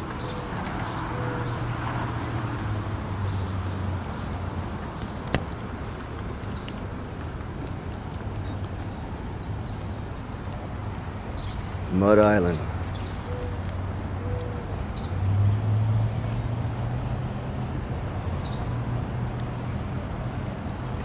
That's called Mud Island. It was created by the river itself, according to that sign. People down there fishing. Oh, there you go. That's a big launch dock to get into the Mississippi. That's cool. These are some of the country folk down here. That is just nice. Very nice. Oh, it's so wonderful. And that is, they take like trolleys down. You can get over to the other side by doing that. That's sort of a panorama of the Memphis skyline on the water, on the riverside. It's really cool. Nothing more peaceful than a river.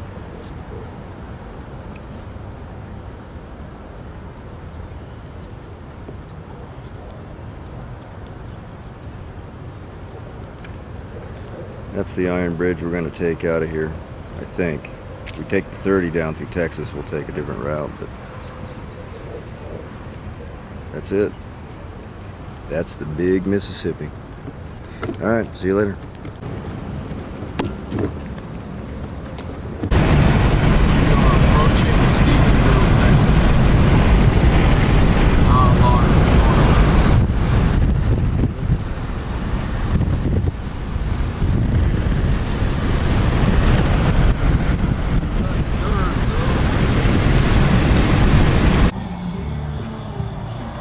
So here we are in Stephenville, Texas.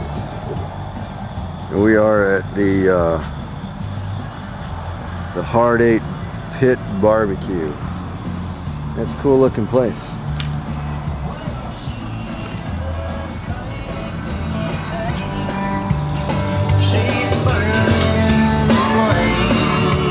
Pretty all right.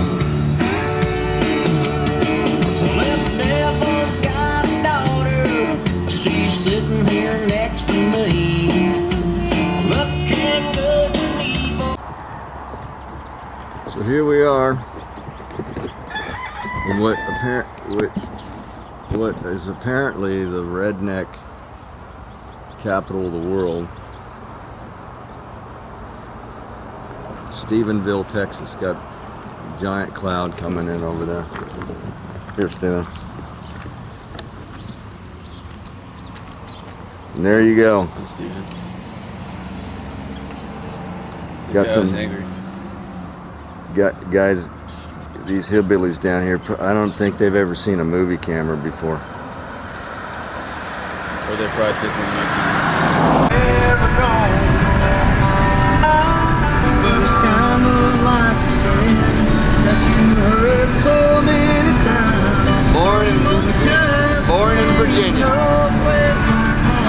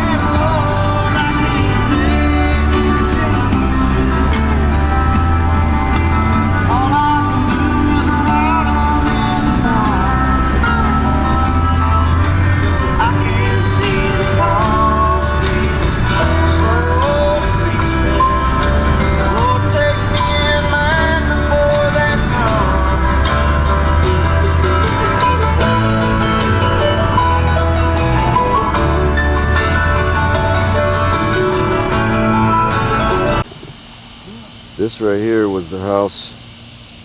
We are in Alexandria, and this was the house that I remember being a baby in. Probably making the neighbors all nervous, but this is on 2500 Alexandria, and that's the house.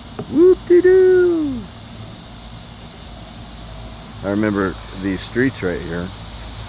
As a kid, my brothers used to toboggan down this street when the snow would come.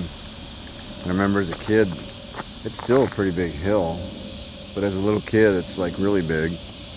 And I was always afraid to do the toboggan because I thought they were going to run into, I think there used to be I'm not sure what used to be there. I guess that used to be there. I'd be afraid of that. I'd be afraid of that now. Especially with brothers like I have. But anyway. So anyway, that's the big Alexandria retreat right there. So there's Stephen. I know.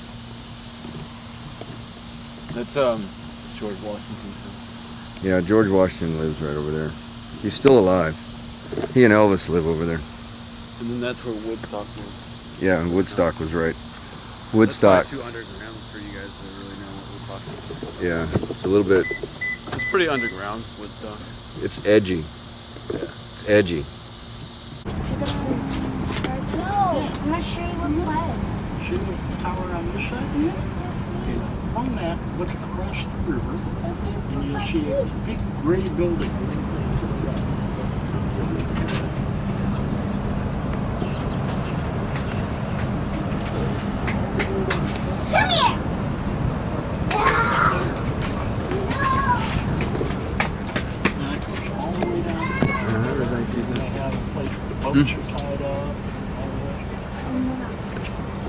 Expand focus. Anyway, there's Stephen.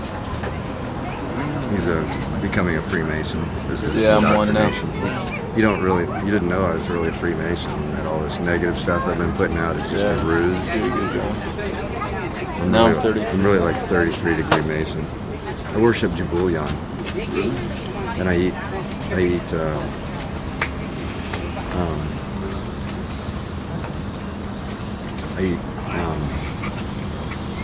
beef and chicken bouillon. Yeah. Yeah. So anyway.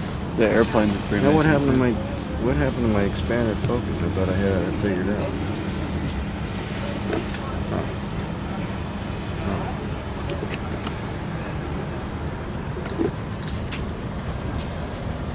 Oh, there it is. Okay.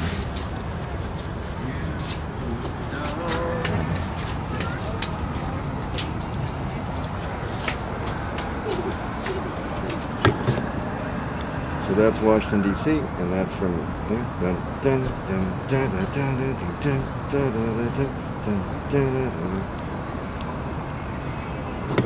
Alright, well that's good. I'm freaking out about the expanded focus and I'm missing all this good stuff here. But anyway, we're walking around the observation deck.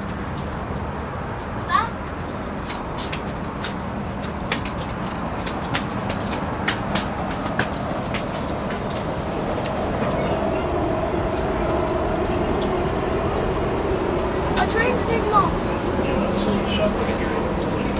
And another one's coming. Papa, can I even see your car from here? We were at the Masonic temple over there, and now we are out on Mount Vernon farm, and this is what it looks like. It's just kind of a tourist trap, which is fine.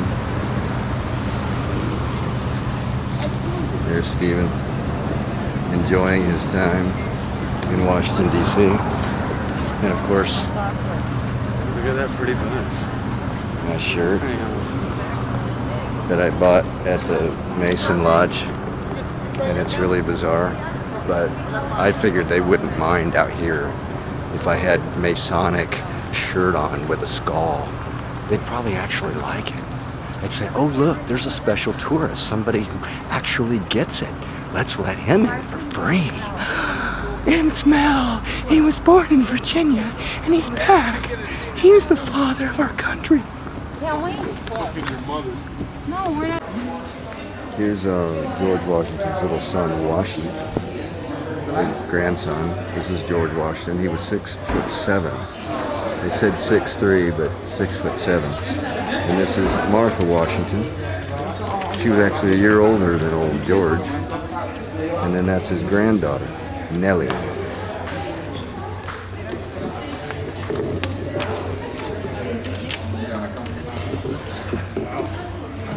Good afternoon, ladies and gentlemen. We are now seating for our orientation. We have to go to a movie now. We gotta go to a movie. Hey, Stephen, we're going to a movie now. To our lower lobby area, and it would be the theater on your right. So we are living the life here. We're heading over to old George's house and his barns and his memorial and everything else. So, see you there. We're on the Haunted Mansion tour. Oh, wait a minute. No, this is George Washington. This isn't Disneyland?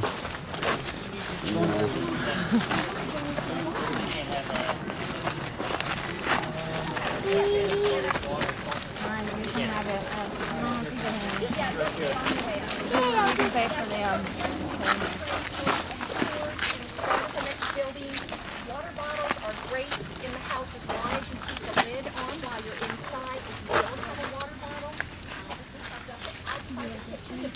This is the back side of the mansion. And we will do the front side, because the front side is where it's really nice, looking over the river.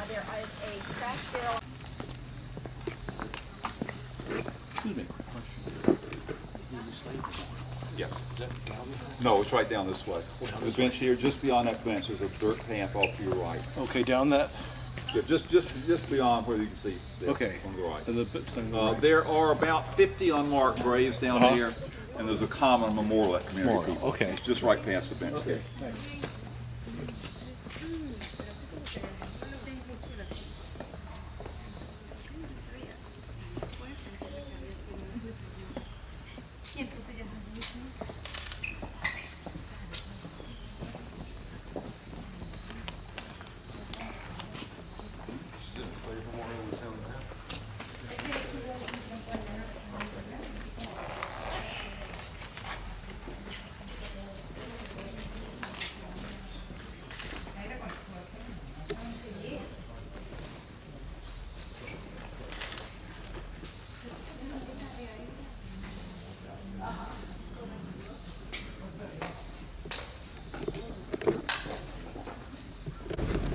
This is the Potomac River. This is a path that comes right down from George Washington's house. Interesting stuff.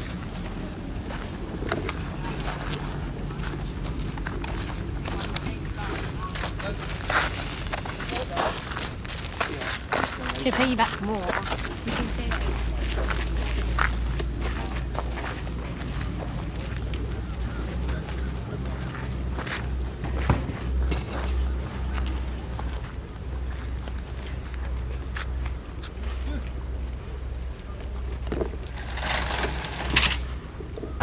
Oh man, here we are down here in Gila Bend at the Space Age Restaurant. You can see the giant UFO up on the top. This is by far one of the most significant landmarks in Gila Bend. There's Stephen taking pictures of the Space Age Lodge Hotel.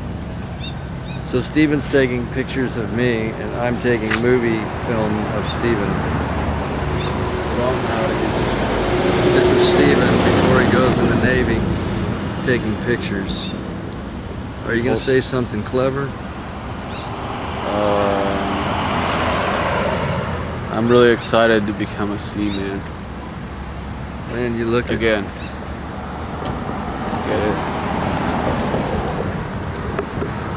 know. It's right. pretty advanced sense of humor. But Let's go eat some. Man, it is so hot out here that the frames of my glasses are starting to burn my skin. Okay, so probably not going to be moving here. Really. Unless I can get like a skin operation that would keep hot burning metal that's been heated by the sun from, you know, branding the side of my head. Okay, we're gonna go in here and eat. Steven's putting his shirt on right now.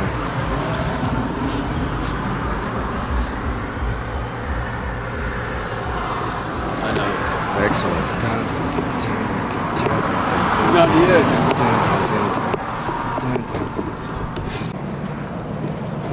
Man, it is so hot out here that the frames of my glasses are starting to burn my skin. Okay, so probably not going to be moving here. Really. Unless I can get like a skin operation that would keep hot burning metal that's been heated by the sun from, you know, branding the side of my head. Okay, we're gonna go in here and eat. Steven's putting his shirt on right now.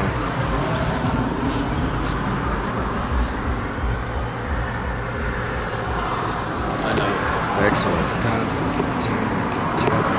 Not yet.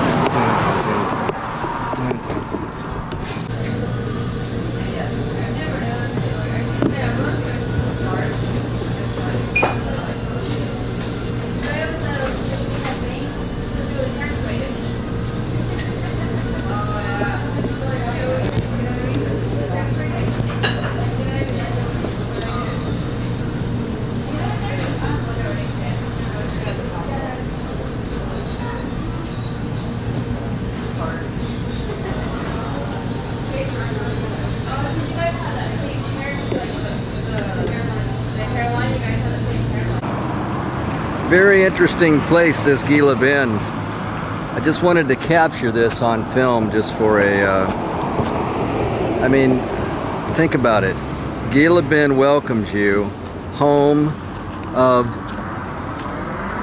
1,700 friendly people.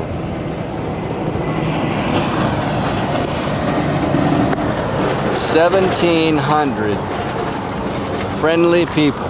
1,700. That is a lot of people. If you live in the desert.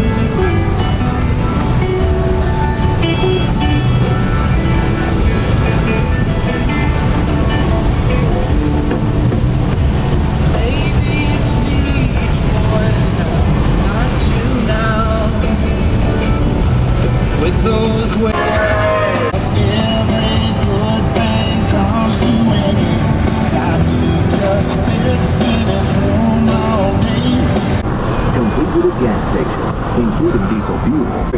All of this and more. The Crater RV Park offers There's the 7 media large crater. open spaces. It's over 4,000 feet across, 2.5 miles wide. And wireless internet. Our knowledgeable, friendly staff is on hand to help you. Indoor Experience viewing. the effect daily. From 7 a.m. to 7 p.m. What if it's all just like a dish? Meteor Crater. It's not that size. Experience the impact. Experience Welcome to the city of Winslow. As you drive The home east on of Interstate rock and 40, roll. take Bam! 52 for a trip down 94.6. memory lane. Travel The home along of Route rock and roll. 66 Bam! Downtown Winslow. Stop on the corner. So what's going on, Stephen? We're looking at this gnarly crater. I guess there's this thing that's called meteors. I don't know, but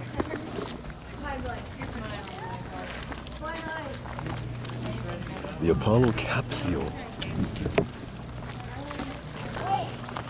Is that the one that the astronaut panicked and opened the door and it sunk to the bottom of the ocean? yeah, that's what it's known for.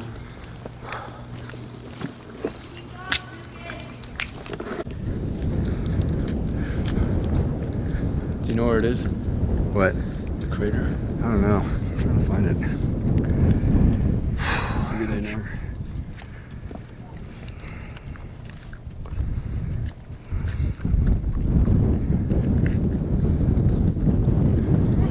Crater. Oh, that's pretty big.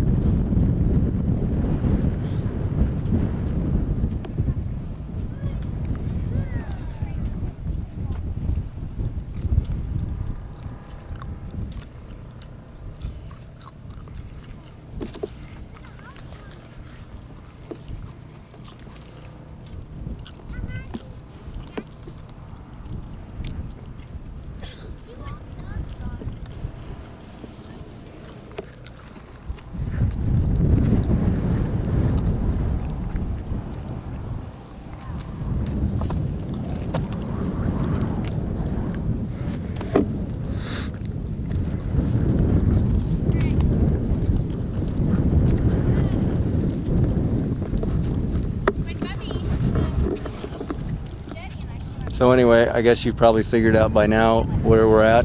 We are at the meteor crater near Winslow. So we got about an hour to climb down to the bottom and back up, they said. I don't know if we're gonna make it or not. So we'll probably just camp out down there tonight. Sing, campfire songs, have a Devo, all that stuff. Anyway, it's pretty big hole in the ground. So, what do you think, Steven? It's not that big. Yeah, I know. It's kind of underwhelming, I think. Yeah. It makes me kind of a feel waste of money. stronger. It's like $32 just come here and look at a big hole. Yeah. And then they're like, oh, lightning. Yeah. Like, oh yeah, it's lightning up here because the meteorites. They attract lightning. I work at the comet store. I work. Shit.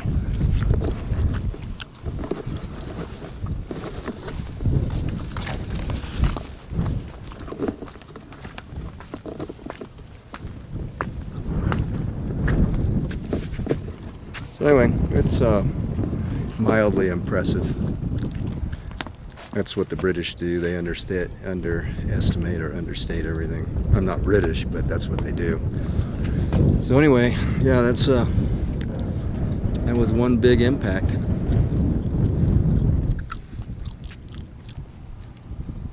You can see these rocks right here. They're all melted and stuff, I think. Probably from the heat of the impact, I would imagine. Anyway, that's all. Top. Yeah, you really can't capture the size of this puppy with the film, but it's pretty massive.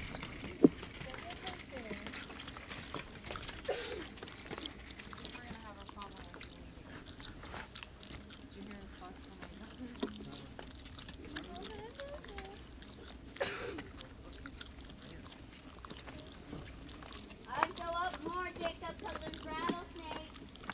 Huh? There's snakes.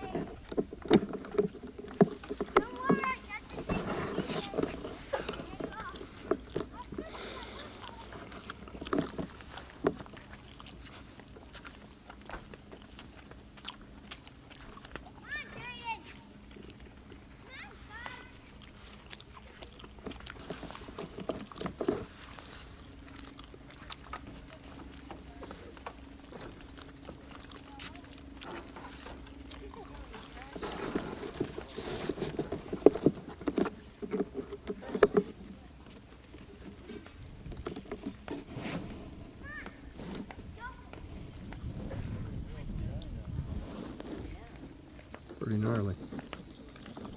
World. And maybe I'll see better days, but I'm not so sure I will. I'm still hanging round and round. Sometimes it's a racket, but lately not a sound. In the bounds of history and time, well, I have learned to stand back and never shine. Now I feel stupid when I smile. Oh, not a journey, but a circus or a life.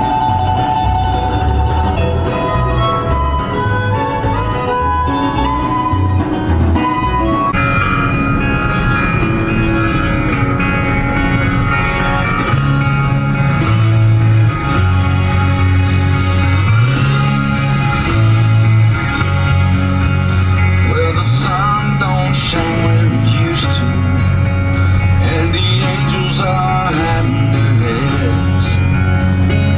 People don't listen to their hearts anymore. Seems to good mean all I did. No right, wrong, no in between. That ain't the Constitution they wrote for me. We got our heads stuck in something overseas, standing this deep in hypocrisy.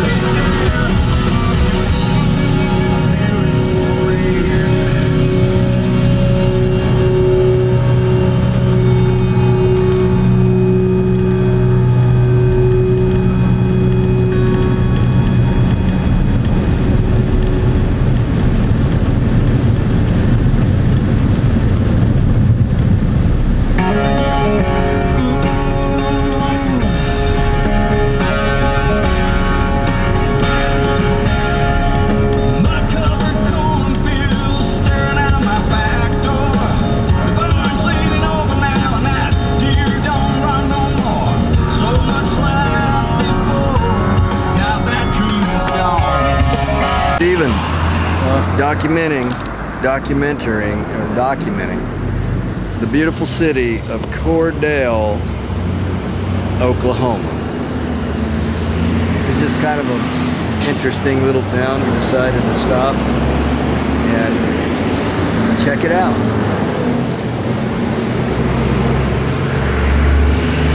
I got a video uploading right now to YouTube of this city. And I'm recording this on the regular camera for my movie I'm making. The movie I'm making of our road trip. Check this out, this is kind of cool. Come on, video. See, I'm uploading a video. Oh, look at that. What are them Californians taking pictures of our city for? What, are they gonna move in and buy it all up? I guess we better have a meeting on this here. There's the theater. Or as they say in Oklahoma, the theater. There's the bank.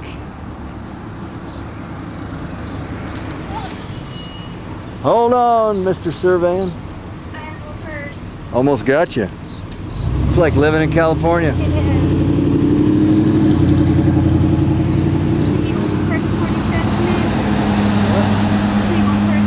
Oh yeah, that's for sure. Yeah, I would have had it on tape. We would have won that lawsuit. We would have won that one. I had it on tape. So do you live here in Oklahoma, or you want to be on camera? Get one over. You want to be on camera? We're from California. We're doing a documentary on Middle America. Nice to meet you guys. Huh? Nice to meet you guys. Okay, we'll see you.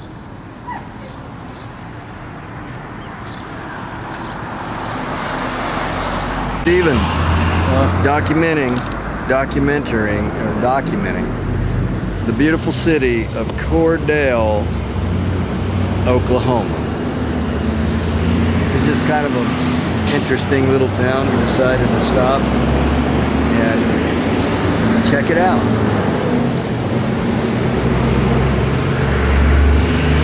I got a video uploading right now to YouTube of this city.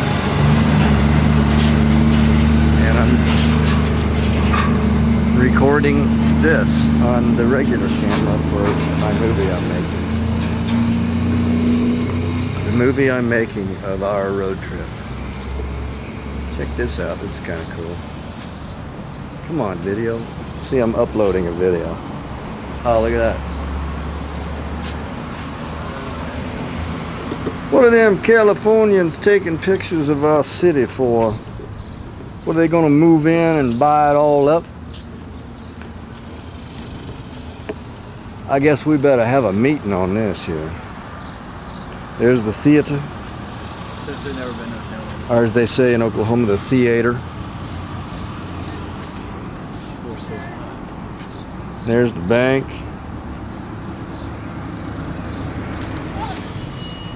Hold on, Mr. Surveyan. I have to go first. Almost got you. It's like living in California. It is.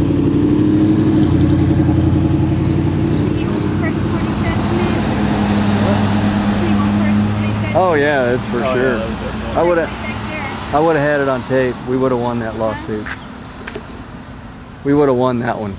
All right. I had it on tape. So do you live here in Oklahoma, or you want to be on camera? Get one over.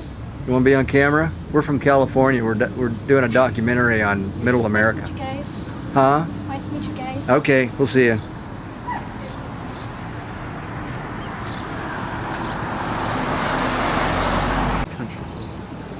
Wow.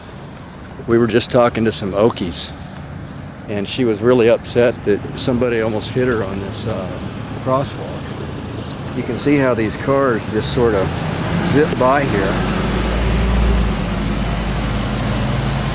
In this crosswalk, you got to be really super careful there, because these Okies, they just, for some reason, that gal that we just showed on the video that she doesn't want uploaded to internet, as if I'm going to, she almost got hit in her mind. But anyway, this is Cordell, Oklahoma, so we're just documenting it. I keep pronouncing that word wrong. So I gotta remember. I love mingling with these laid-back country folk. What's that, Stephen? I love mingling with these laid-back country folk. Oh yeah, yep. Just country life, country living. Boy, you could just take a nap on this grass all day long if you wanted to. It's probably natural grass. Oh yeah, it's not fake grass, not in Oklahoma, man. Yeah, I've never been. Wonderful buildings. Look at these old buildings. If I moved here, I'd want to live up there. I'd rent that. I'd rent that space out right there and open a coffee shop down below and sell exotic coffee. I'd call myself Sturbucky. Sturbucky's Coffee. Starbucks. I know. I wasn't ripping off Starbucks. Here, let's get some reflections here. What if everybody in this town just like that building? Yeah, look at this. Wow. We can go through the building. And it's nice and cool in here, because this is where all the district attorneys and stuff hang out. This is some kind of weird, maybe it's a clock tower. I have no idea what that is. Anyway, doesn't matter. So we'll go through the building to the other side of the street. push pull. Oh, gotta open that. All right, so here we are on the other side, out by the water tower again. And there's the Sunshine Cafe. That's closed. And I am going to turn this off. There's some kind of eternal flame flaming right there. Don't know what that is. This is like just a really cool place, actually. They got all these, what's really cool is they got all these lofts upstairs that are all empty. And I'm sure if you decided to move to a place like this, you could probably rent one of those places out and live up there and live downtown for nothing. That would I be, wonder how much it costs to live. I don't know, but look at that. 40 bucks. You could rent that corner space up that, fix all those windows. I wonder if any of these buildings are for sale down here. So anyway, I'll zoom out so you can get a better perspective here. It's kind of interesting. You can probably hear those bugs in the trees. I don't know what those are. I love the sound of those bugs, especially in the summertime, like this time out in the country. That gets loud. Anyway, this flame of freedom burns eternally, honoring veterans who served in all wars, especially to those who fought and died that people of all countries might be free. This monument was constructed by Cordell American Legion, Post 134 in the city of Cordell and publicly dedicated in May 29, 1969. Small towns. There's no Masonic sign on it, so that's interesting. Usually the Masons have their fingers and all that kind of weird stuff. That's the Washita County Courthouse right there. A blessing for some and a curse for others. The American flag. It'd be a blessing for me because I'm a law-abiding citizen, and I ain't no joke on that. And there's the Oklahoma flag. We should have looked at the population. And there's the American flag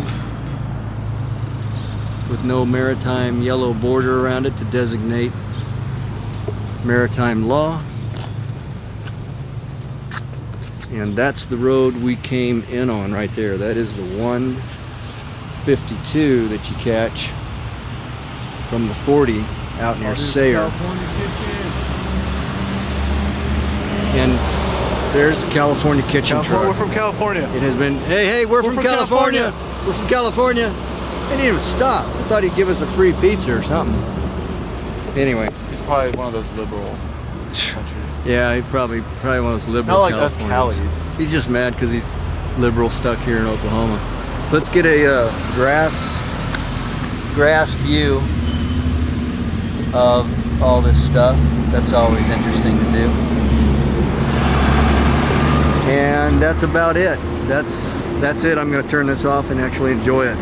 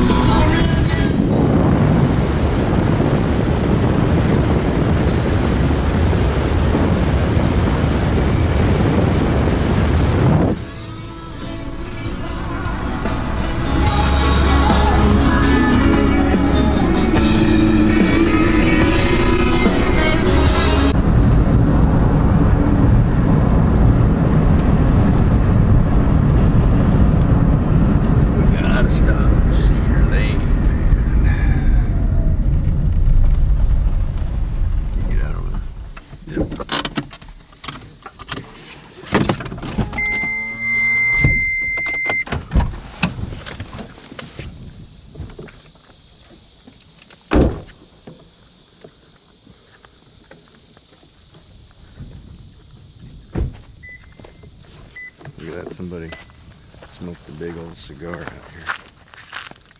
Look at that. They didn't even finish it. Must have been interrupted. Nobody smokes a cigar like that and just leaves it laying on the road.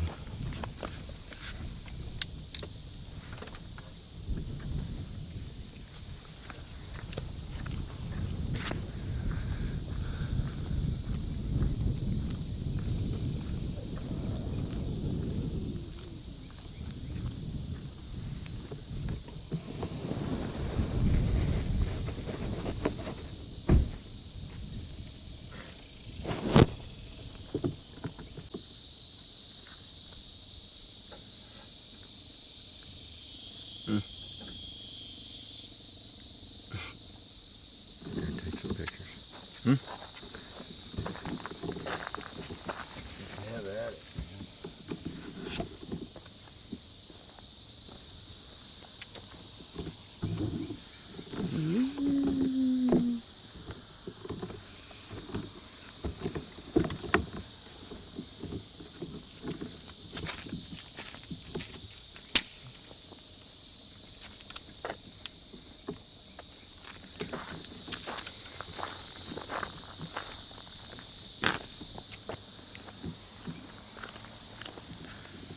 This is the bridge.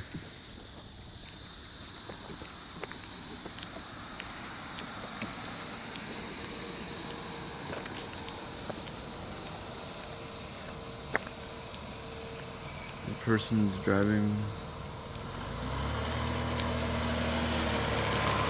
on the right side of their car. I haven't seen that.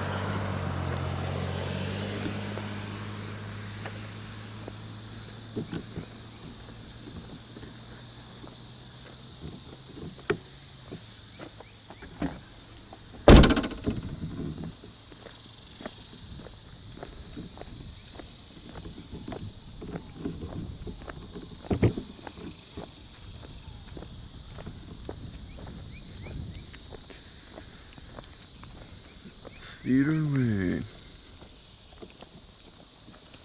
Do you have a knife with you? No.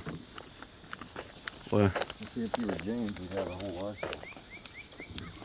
A what? If you were James, we'd have a whole arsenal.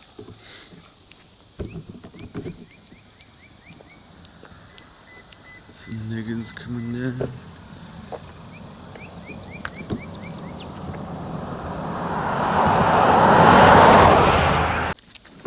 Defacement on tape.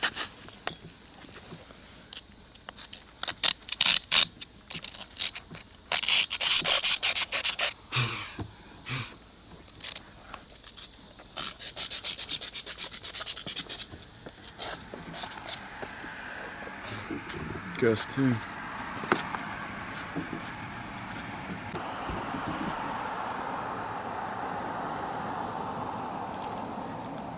Posted, keep out. Posted, keep out.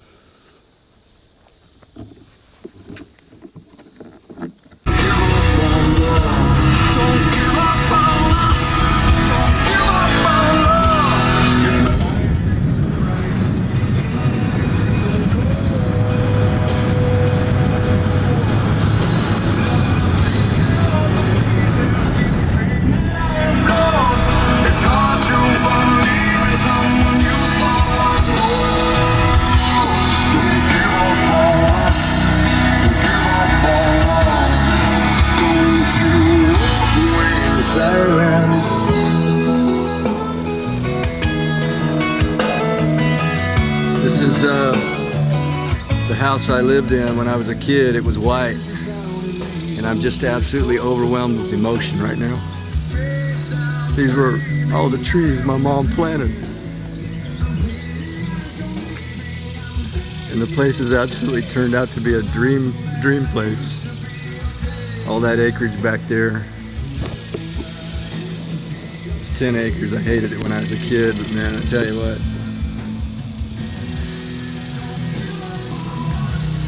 I suppose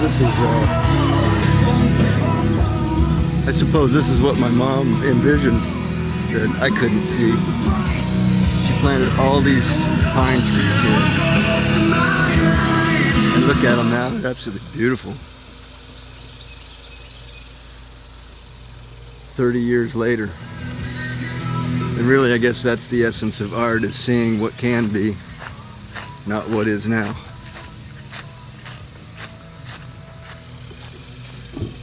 My dad built that barn out there, and I fought him every step of the way because I was 16 years old and I didn't want anything to do with Oklahoma.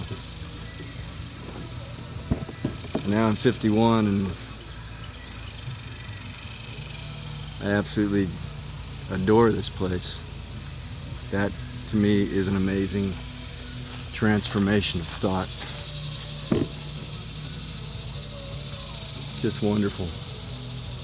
Oh my gosh. Oh my gosh.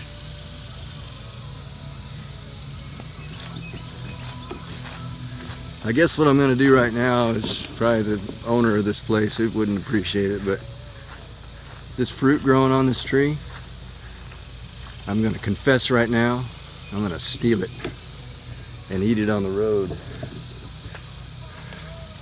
Because you know why? My mom planted these 30 years ago. And I'm gonna eat them. Stephen.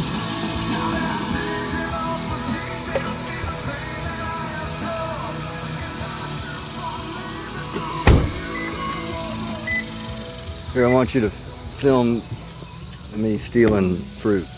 Okay. Hey Seth, what's up? Just calling to let you know we're gonna be in Texas tomorrow and be down there for a while. So figured maybe we might be able to meet up. But I know you're busy and stuff, so just call me back whenever you got a second. Bye-bye. Anarchy! It's because we're from California.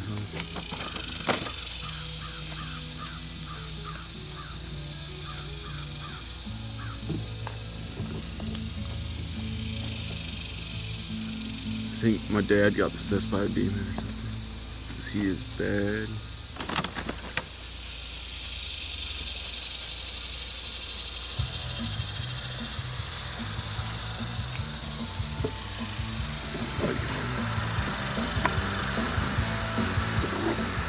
There's the bridge.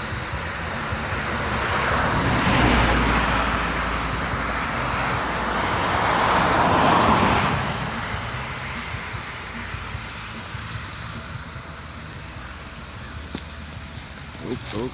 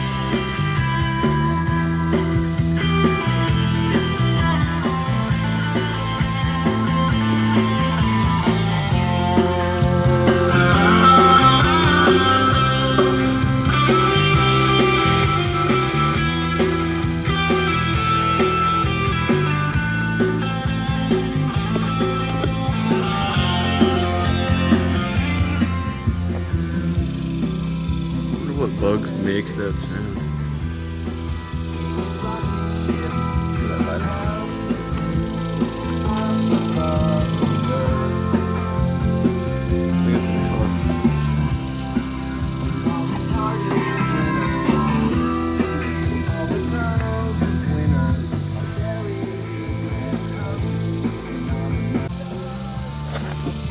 Dad's old stomping grounds.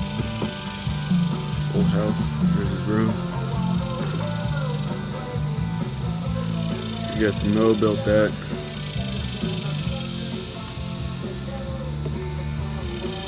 It's pretty cool. Good.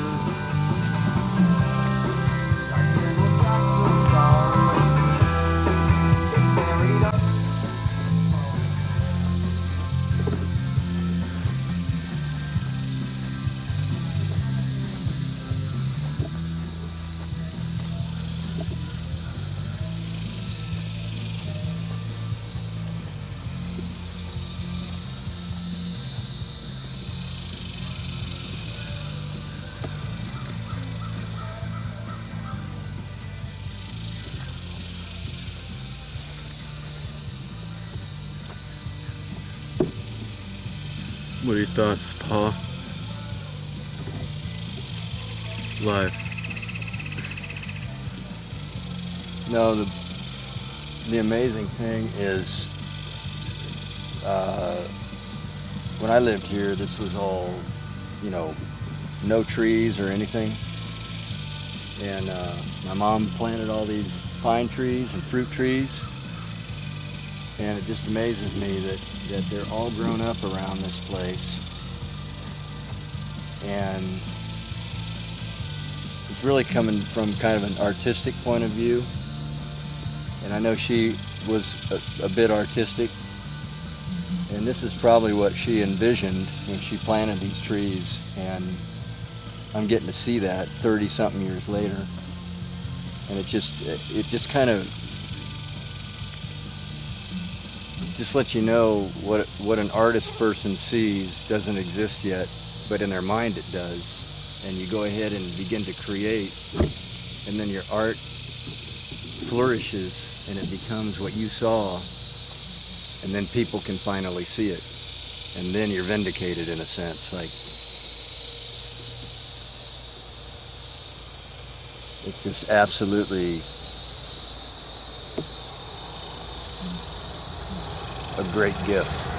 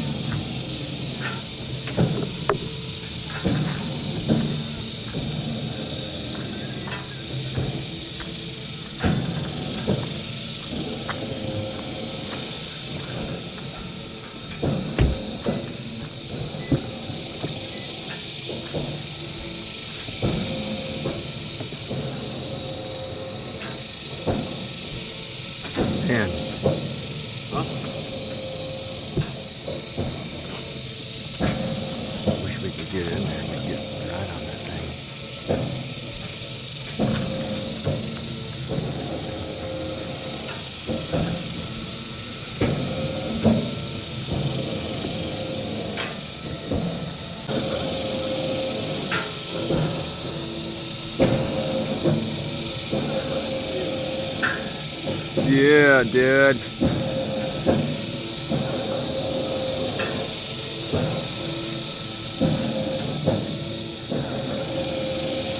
California.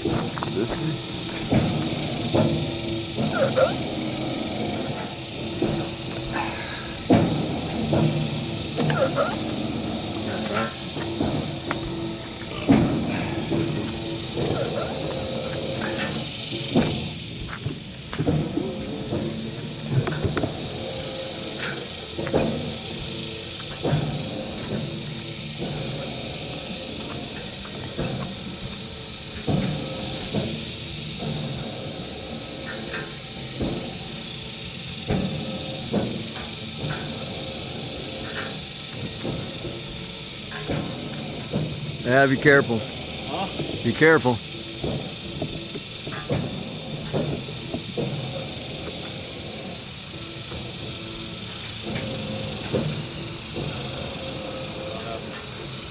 Yeah, you get it? You don't have to. Come on down.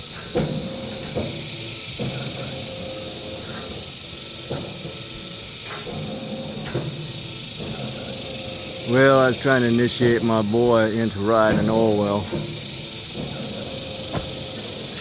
But better safe than sorry. Don't want to have to go to Kaiser and have to tell them, how'd you get hurt? Oh, riding an oil well. Yeah, we should find one that where no one can see it. Yeah? So there's like houses over there. Yeah, nothing. I mean, I'd get in trouble. Yeah, he's a Navy boy. I can't get in trouble. He's a Navy boy. Can't get in trouble. I can get in trouble because I don't care anymore. All right, that's it.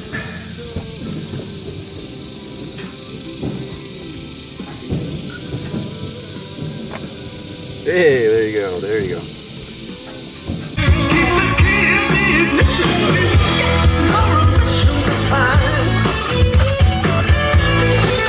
Won't you have that more attention when I come running by? I come running by.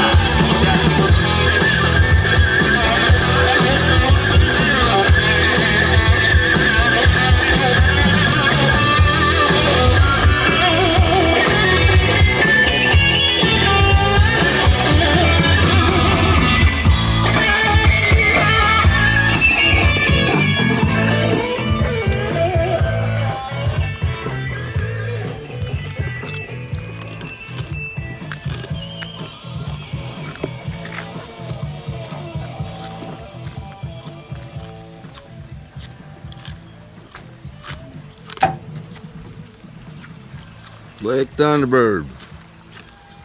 Dirty Bird is his nickname.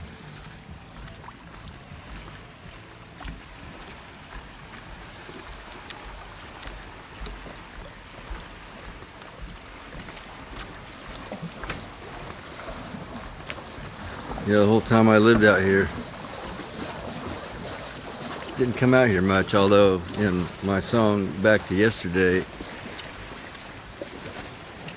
when I sang, I remember nights down by the lake, this is what I was thinking of. I learned to water ski on this lake, and in Oklahoma, they throw you out of the boat, and you don't get back on the boat till you stand up on the skis. That's just the way you do it.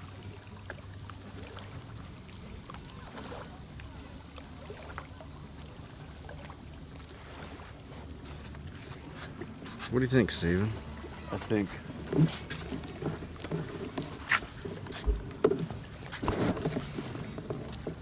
Here, take some photos of me standing by the lake. So.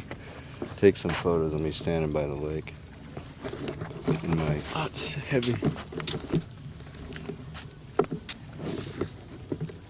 Some pictures or footage? Just whatever. Me and the pictures, because it's all about me. Oh, you want to take pictures on it? No, just... This is the lake.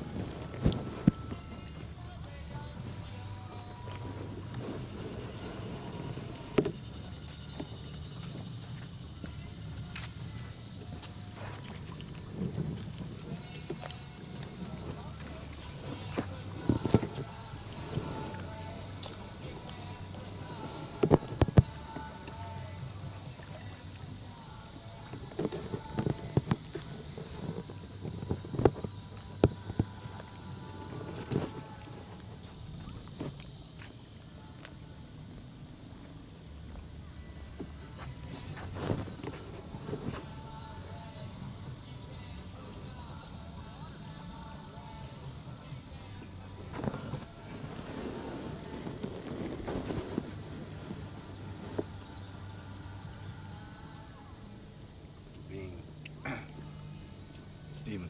Hmm? Here, flip it over here. We have surveillance on us right now. And it's some kind of living creature underneath the boat launch dock. I see whatever it is snout looking at us. And so we're gonna try to sneak up on it without creating a vibration on the concrete. Let me show you where it is. I have no idea what it is. Could just be a duck. But it's right down there. And he'll pop his head out. That's as close as I can get it. So I don't know if it's a snake or a fish or a duck. I have no idea. So we're gonna go over there and check it out without trying to scare him. Try to see his head.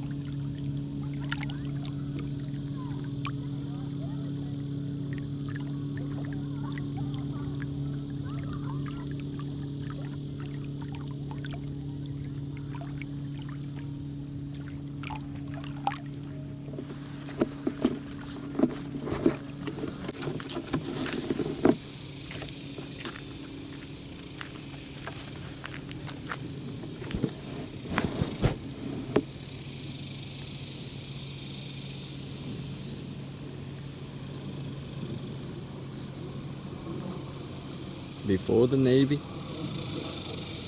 and I'm sure they're going to shape him up and get rid of them saggy pants. Nah, that's just part of who he is. So really enjoying my time out here, just hanging with my son, and it's really an exciting experience. I just really just eating it up. So anyway, yeah, I'm having fun. So.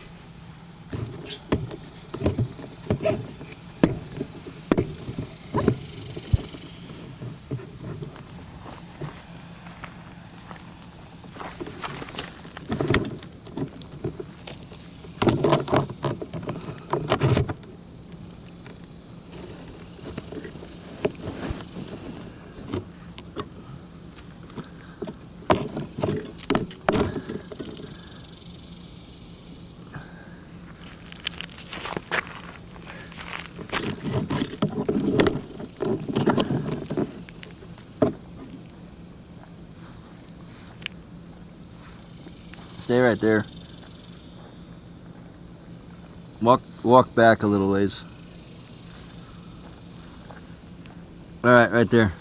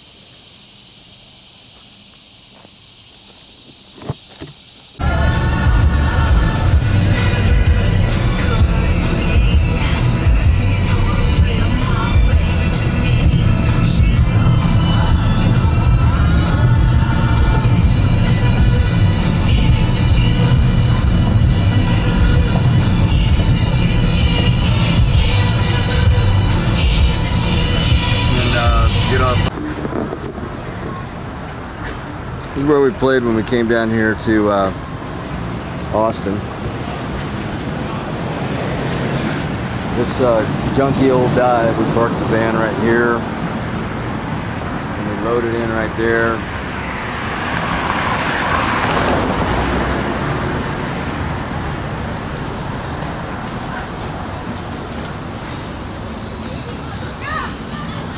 This is the stage where we played, I think. It's the stage where we played.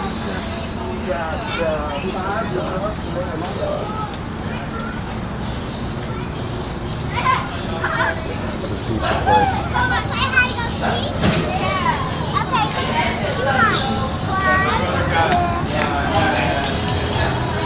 CBD. Not regulars yet. Well, I mean,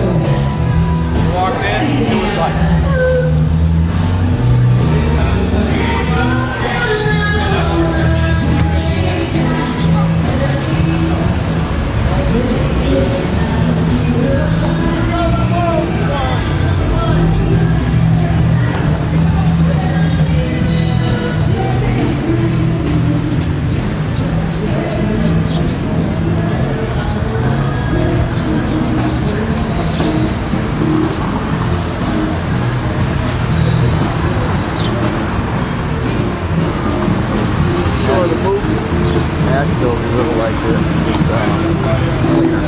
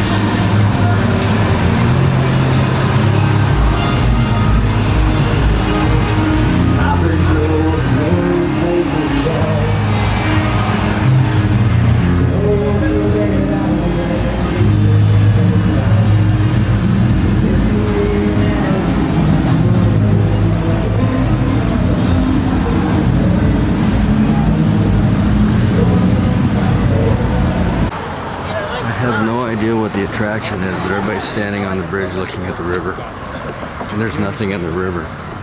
Dude, it's a river. Maybe they're worshiping the sun. Freemasons. Sure.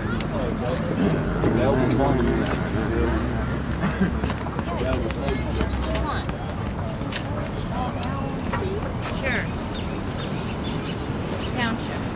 Ready? It's a nice diving spot.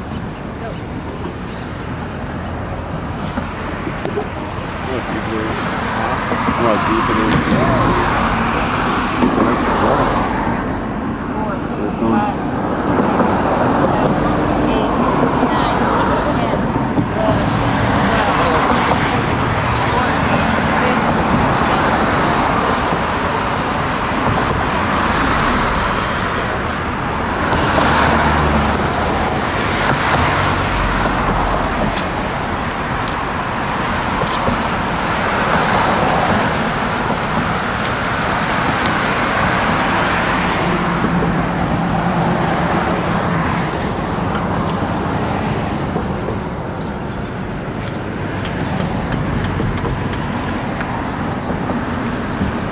What if you're allowed to jump off?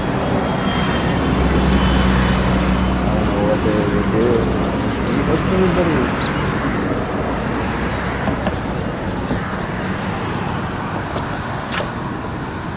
So what's the attraction? Supposed to be some bats that fly out. Oh, okay, all right.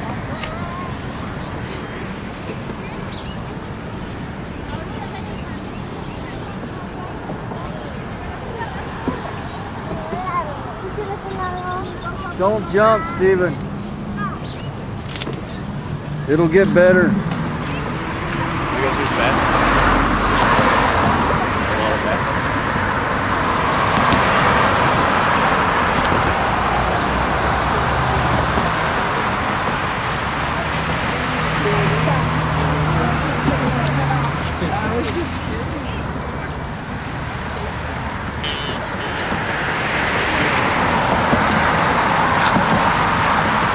We are about to witness massive bats flying out from underneath the bridge.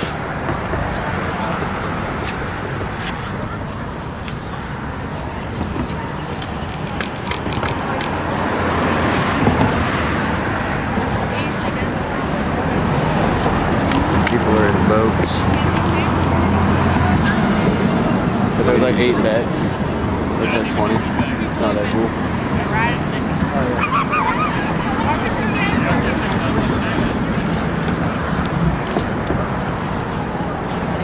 They've even got people standing up there.